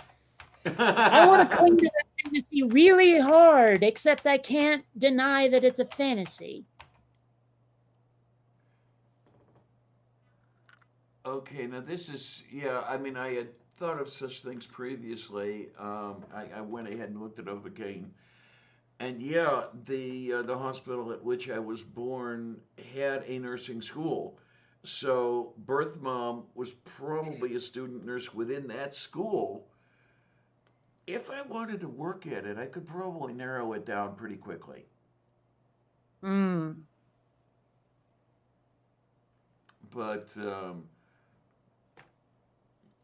it's, what do you want? Probably wouldn't do any good or anything like that.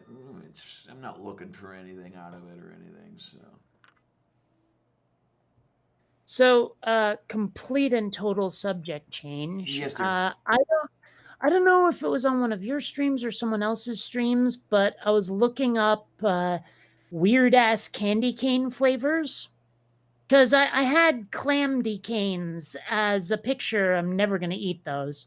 But I decided what the hell and ordered the bacon pizza and mac and cheese candy canes, and they should arrive on Tuesday. I might do an unboxing and a tasting as a video.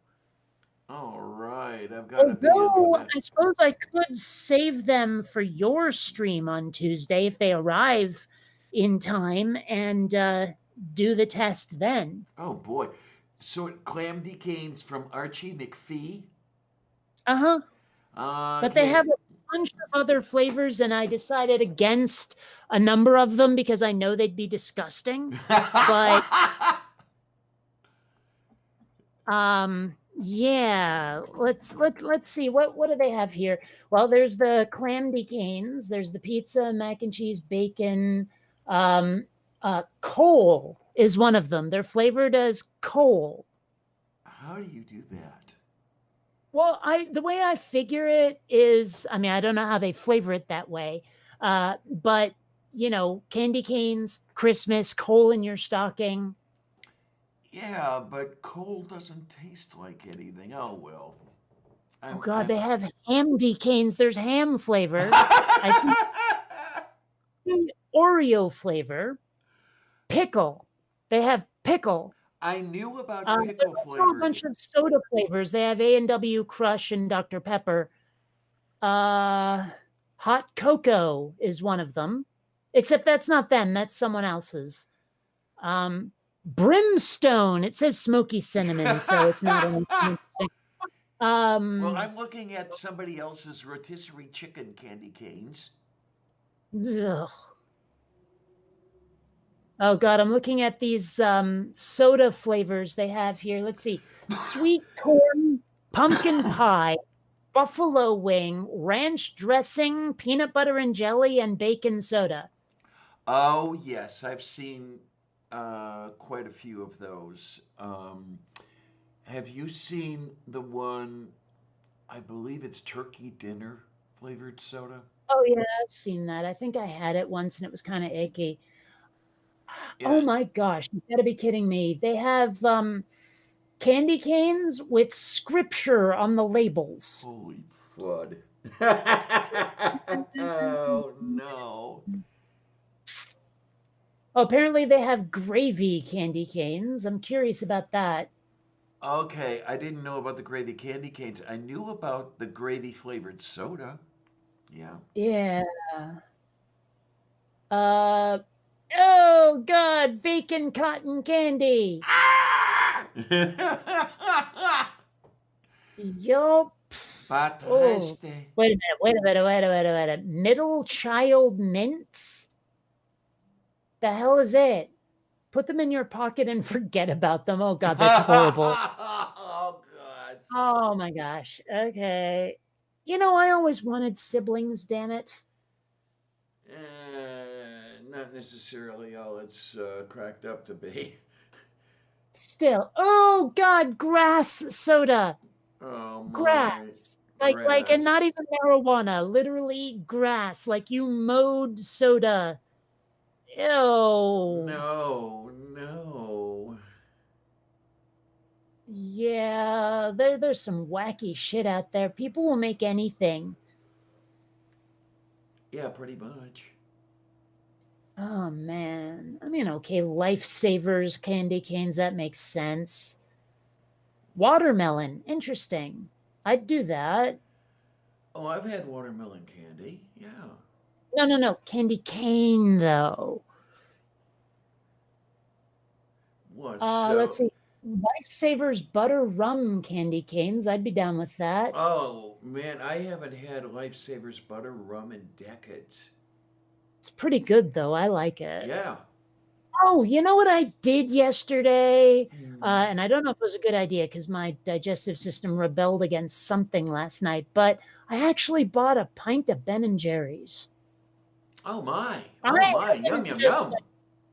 I haven't really sat down to ice cream in a very long time, and being a Vermonter, I feel weird about not having had Ben & Jerry's in a very long time, but, they, like, I guess part of it was just I was talking at the beginning of the show about my rapid weight loss, and I figure, hell, if I want to eat ice cream, I totally can.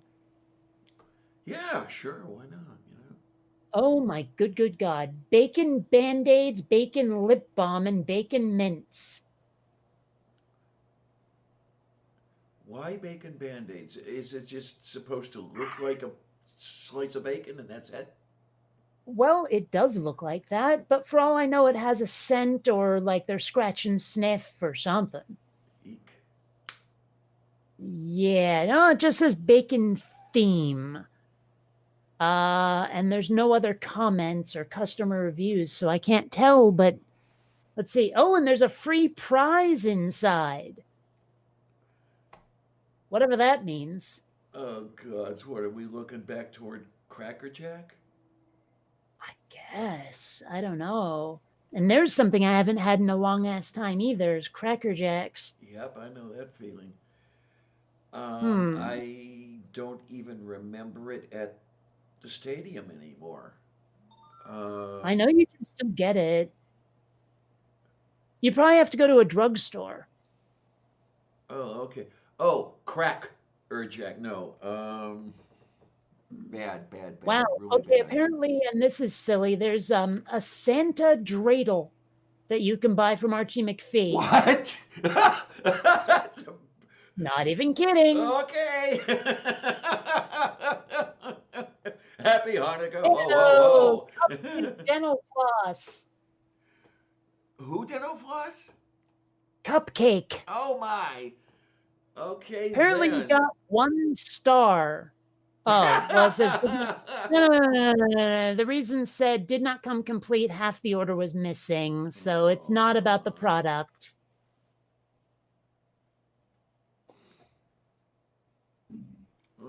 And all this is starting to make me hungry. I should go get breakfast. It's almost noon 30, and I haven't eaten yet today. Oh my, that is not a good thing. No. Well, you know what I'm gonna do? I'm gonna. Oh God, that much for shipping? I was gonna put the weird ass soda flavors on my wish list, but More to ship than to buy. no, but still too much. It's $27.99 for the pack and $16.51 to ship. Holy shit. Yeah.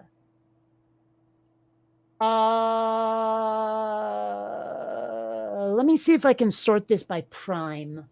No, none of this is offered by Prime.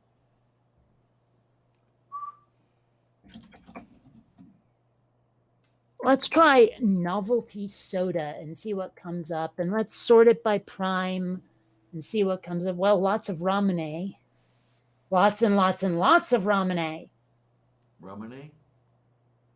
It's Japanese soda. It's the one with a little marble at top instead of a cap. I don't know that I'm familiar with this one. Oh, well, hey. Okay, I'm looking here.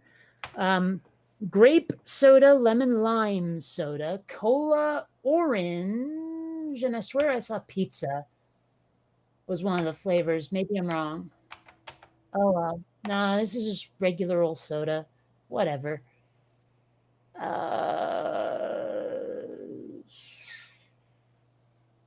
And Zevia is so disgusting.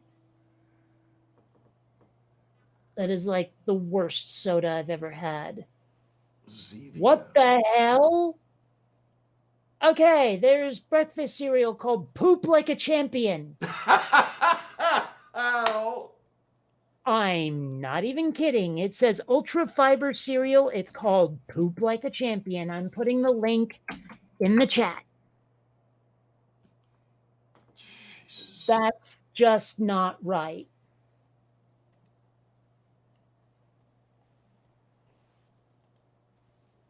For fuck's sake. Highest fiber content per 30 grams than any other cereal on the market. 100% of daily fiber in 1.6 servings. Clean label product, no wheat, keto friendly, low carb, 100% gluten free. Geez, what is it? Fiberglass? I have to post this to Facebook and Twitter. There's no way I can't. I mean, cereal literally called Poop Like a Champion. Yeah, there's no way I can't. Like, yeah, this is getting posted. Oh my word. You know, typing in novelty soda did not produce much. Oh no. Which is weird because I know. Well, then again, I did tell it to sort by Prime. Butterscotch beer. Oh, I think it's Harry Potter like themed. Or if it's not, it's pretending to be. Because it's called Flying Cauldron Butterscotch Beer. Actually, it didn't sound that bad, but is it really beer or is it just butterscotch soda? Oh, yeah, non-alcoholic. I think they're just trying to cash in on Harry Potter because it's not Harry Potter butterbeer. Okay, then.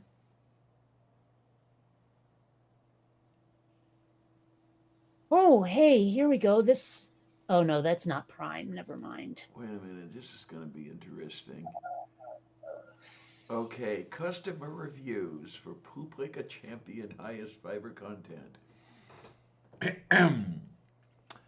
What are you going to do this again? I'm on a low-carb diet, and I thought that this would be a great cereal to try. The order arrived Saturday. I just finished a 2-mile walk, and I'd had a lot of water to drink, as suggested in other reviews. I tried a bowl, 1/2 cup, with almond milk and a little fruit. It tasted okay. Nothing spectacular. More water, more walking, nothing. More water, more walking, nothing.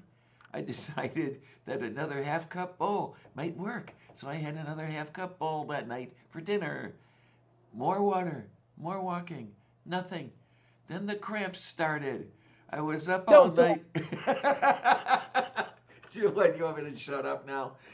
No, keep going, but egad. I was up all night with stomach cramps and gas. I had many false alarms throughout the night, but nothing. Based on what was happening in my stomach, I was almost afraid to fall asleep. But I finally did, around 4 a.m. The cramps were gone the next morning. I had a normal, low-carb breakfast of coffee, bacon, and eggs. Nothing. We went shopping and did a lot of walking. Nothing. We needed to make a quick run to Walmart, and as soon as I stepped in the door, it hit me. I had to go, like right then. Luckily, the restrooms are by the front entrance. I'd like to take a moment to express my deepest condolences to anyone that was in the other stalls in the restroom. It wasn't pretty, and I couldn't stop going. I remember thinking, so this is how I'm going to die, in a Walmart restroom. When I finally returned to the store, my husband looked concerned. I had 2 less traumatic movements later in the day, but I stayed close to home. I was not going to risk another emergency. After another crazy bowel movement this morning, oh, ow, honey. She's trying to eat me. I'm seeing dirt soda, and it says shoveled and bottled in the USA. Dirt soda. Oh my God. Marion Berry Martian Poop Blacklight Soda? Do I want to know? Do I even slightly want to know? Oh, jeez. Well, I mean, I don't even know what Marion Berry is. I mean, I know it exists, but I don't know anything about it. There's no description of this. So I don't know if it like literally glows under a black light or if it's just the label. I mean, doesn't what's it called? Like club soda or something glow under a black light? Oh yes, the tonic water for that you usually with like have the with gin. And, yes, and I believe it's the quinine that actually does the re-radiating. Yeah, glows blue under black light. Yeah. Wow. Okay, there's apparently granola cereal by a company called Crapola. I do so wish I was joking. I really wish I was joking, but I'm going to put this link in the chat. Yes. And I will have to paste this onto my my Facebook along with the thing I just saw, because wow. A low-carb natural granola with fruit and protein for a healthy breakfast. Variety pack, 4 bags. Comes in original, ye old times, kissy poo, and number 2 flavors. Oh, shit. Oh my gosh, my gosh. Oh. Do you think I could get them to Yeah, sponsor this there are show? some people who should not be allowed near the R&D department. You think we could get them to sponsor this show? Could you just see doing the commercials for Crapola? Okay, I'm seeing here. Oh, yeah. Wow. Butter flavored soda. Ow. Yes, butter flavored. Just no. Oi and also they. Just no. That's all I can think of. Let me see if I can find this cheaper because I am curious. Doesn't look like it. Nope, that's it. Although, given how generous some people have been on my wish list, I might as well just add it. I actually had someone get snarky with me once where they're like, why did you put this expensive shit on your wish list? I'm like, it's a wish list. There You go. know, Yeah. it's like, I'm not expecting to get this stuff. It's what I wish for. And, you know, they were like, oh, all right. But at the time, I thought it was blindly obvious, you know? I just wonder if I couldn't put my, little cottage on the lane in the wish list, and no, that just wouldn't work, would it? Your what? The little cottage with the rose-covered trellis and that whole thing. Could I put that on my wish list? No, that wouldn't work, Well, would it? somehow I don't think they actually offer it on Yeah. Amazon. So, yeah. But I'm adding all of these sodas to my wish list. So, and maybe someday, like, I'll just say, well, no one's gifted it at me. I'll buy it myself and do an unboxing. Take care, Amiga. He's a sweetie. Amiga's a big sweetie. Wow, okay. I am no longer in sodas. Like, you know, when you type something in, do a search, and they give you like a whole bunch of the stuff you're looking for, and then a whole bunch of stuff they think is related. Yeah. And seeing a gigantic bottle of best made dill juice. And I'm sitting there thinking, no. Oh. Okay. What in the hell is dog drool? It's orange lemon soda, but they call it dog drool. Okay, never mind. Oh, God. Chihuahua.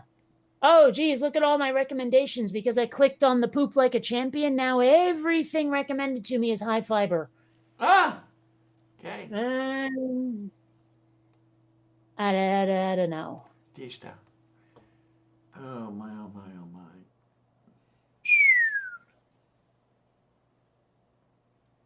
Yeah, oh, and now it's all soda crackers. So I think I'm no longer in the soda genre anymore. I don't know. Of course, I have a bunch of tabs open because I looked up so much stuff. Mm-hmm. I know that feeling. Oh, yeah, look. They're selling a lot of the things where, like, I put a pack of stuff on my wish list, and here it is individually. So, you know what I'm curious about? Let's try this.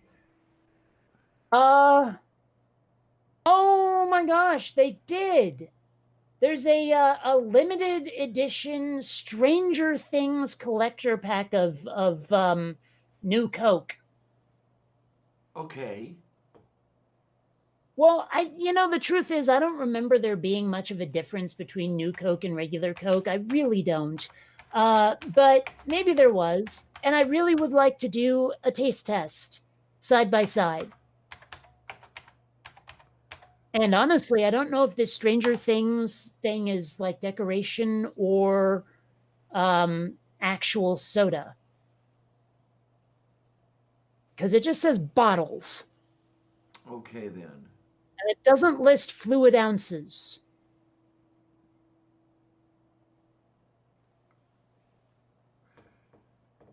Okay, I looked up Stranger Things New Coke, and one of the things I found was from Polygon.com.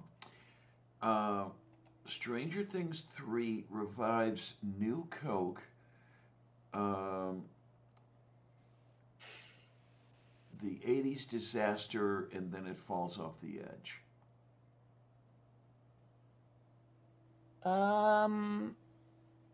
It just says a bottle of Coca-Cola with Stranger Things inspired label. It doesn't say it's actually New Coke. Well, it says 2 complimentary cans featuring the 1985 New Coke recipe. So I guess that really is New Coke. I don't know. It's not worth it. It's really expensive. Okay, then.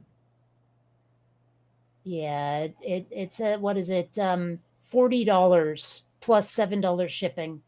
Fuck that. What, for a 6-pack? Not even. Holy shit. Not even. Damn it. Yeah. So, although I'm seeing one for $12.99 right here, but it's 1 can. Plus $7.99 shipping. Fuck that. Not on my wish list. Yeah. Dobrozhnie.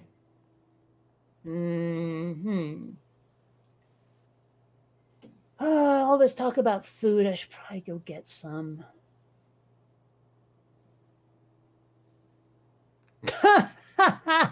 I don't know if you've ever heard this one. When Neil Armstrong was pondering what his first words on the lunar surface would be during the Apollo 11 landing, Command Module pilot Michael Collins jokingly suggested if you had any balls, you'd say, "Oh my God, what is that thing?" then scream and cut your mic. Yes, that one! Oh, I wish he'd done it. Oh, my. Yeah, he could have got away with it because, I mean, there was no way he was going to fly again. He was retiring, and there was no way to take it out on anybody else because Buzz was retiring and Mike decided that he was going to retire. Yeah, Mike was offered the command of Apollo 17, but he turned it down. So, what was it? Yeah, Buzz Aldrin, right? It's Buzz Aldrin was this. He says, "Hi, I'm Buzz Aldrin. I'm the second man on the moon. Kneel before me." Okay, then. Yeah. That's good. Oh man, if there's anybody I could meet and interview, it would be Mike Collins. Yeah. Yeah, I read his book. Fascinating. The one called Carrying the Fire. Did he ever get to get out, ever? Get out, as in what? Get out of the spacecraft? And walk on the moon. I know he didn't in the first mission, but did he go again? No, he was offered. He was offered the command of Apollo 17, but the way he tells it, he turned it down. I have to wonder how much Pat had to say about that. Pat? His wife. Oh. Oh, I see what you mean. Yeah. How much she had to do with it, not how much she had to say about it. Yeah, it was, well, he even described it in Carrying the Fire, where it was had he taken the command of 17, it was going to be 3 years of training, back up for 14. And it's all the involvement all the time, all the work and everything else. And as I'm reading him and having written that, I'm thinking, okay, Pat didn't want him taking it, did she? I mean, how much would it suck to go all the way to the moon and have to sit in the spaceship? Yeah, really, when you think about it. That is the reason that Bill Anders retired, for example. Bill Anders was the second, the third pilot on Apollo 8. Borman commanded, Lovell held the position that you would call command module pilot. Anders held the position that would be called lunar module pilot, but of course that mission had no lunar module. So for Apollo 14, he was offered command module pilot, which was a promotion, if you will. But he said, yeah, I'm going to do what I did once before. No, I'm retiring. So he retired. Yeah, he was really pissed off that he didn't get to land. But there were only so many missions, damn it. That's a damn thing. Not everybody could get their wish. It sucked. And don't forget, there were the 3 canceled missions. So even fewer got to go. Well, I mean, the thing is, I always wanted to be an astronaut when I was a kid, but thinking about it now, no. I wanted to be a space adventurer. Okay, yes. Yeah. You know, I wanted to live Star Wars is what I wanted to do. Okay, and those guys did not get to do that, no. Yeah. They were engineers, they were test pilots. It's part of why the UFO thing doesn't blow up my skirt, because it's like, oh yeah, UFOs, but where are the aliens popping the hatch and saying hi? Mm-hmm. So, yeah, and my understanding is, well, I don't know how things are now, but at the time, working for the likes of Chris Kraft and Deke Slayton was not fun. Really? These guys were constantly afraid that they would lose their place on the flight line. Oh. So it had nothing to do with them being horrible bosses. Oh, they were horrible bosses. Yeah. I mean, work for whatever. The way you phrased it, I got the wrong impression. Yeah, I mean, it's there are the stories and everything. I mean, if you did something they didn't like or said something they didn't like, you could easily find yourself permanently grounded.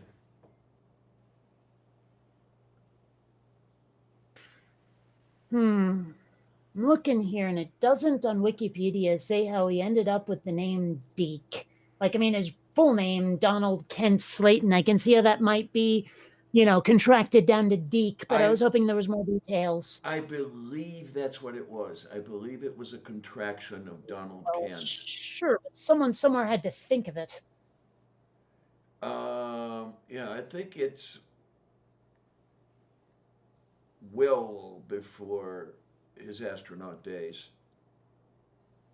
It's funny. I'm looking, like his wife was named Marjorie Lunny, and I'm sitting there thinking, Lunny sounds like the kind of last name that could only have existed during World War II. It sounds like an old last name. Like, have you ever noticed there are certain names that when you hear them, they just sort of bring up like that era of America, and now not so much? Yeah. It's weird how that's a thing, but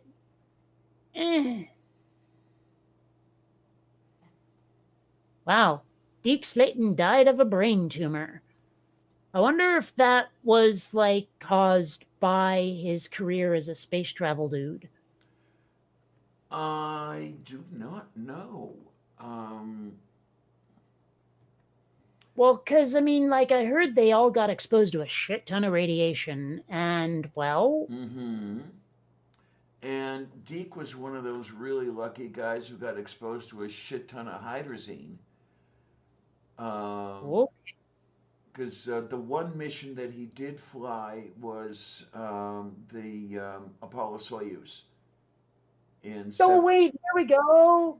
He started to be called by his nickname when he was a test pilot with another pilot named Don. Oh, Slayton was referred to by his initials DK, which were eventually shortened to Deke. There it is. Yay, yay, yay, yay, yay, yay. All right. Oh, what do we have here? Well, what we have here is a very hungry Kate who wants to go get food. Well, I'm sorry, it's almost 1 in the PM, and the most I've had is a rock star. So, I'm gonna make tracks. Okay. And we'll catch you on the laters. Well, enjoy breakfast or lunch or dinner or whatever the heck it can be called, right? Yeah. And yay! Everybody say thank you, Kate. You're such a wonderful person. Oh, shucks. All right, catch you like the plague. Oh, ladies, gentlemen, and everyone in between, how the heck are you? Yeah, let me switch over to camera 2. There we are. Yay! And, yeah, we might as well start to close things down a little bit here, because I have had, breakfast, that's it. But I should probably do something about cleaning up the kitchen floor. You guys don't want to see what it looks like. There was stuff that had spilled down there, and I hadn't got around to cleaning it with all the stuff that I had stuck into the kitchen while I was moving things around in here, which still isn't quite finished, but we're getting closer. And, what can I tell you? But yeah, we can get to work on that and maybe have another cup of coffee and feed the cat. Where is the cat? Is the cat hiding? Yeah, the cat's behind me. Yes. Let's see. Can we show you the cat? No, we can't. No. All right. Let's look at it this way. Oh, come on. There's the cat. See the cat all nice and curled up over there, and yeah, she's on her best behavior at this point. Yeah, she's really well behaved when she's asleep. Oh my. But I want to thank everybody who's here, and I want to thank everybody who's not here. You guys are amazing. And you're the reason I'm here. You're the reason I do this. And I'm really happy to do it because I love you guys. And I want to thank you again and again and again for coming by. It's never thought that I would have, this little following here, but I do. I mean, there's no accounting for taste, but thanks, guys. Really, and everything.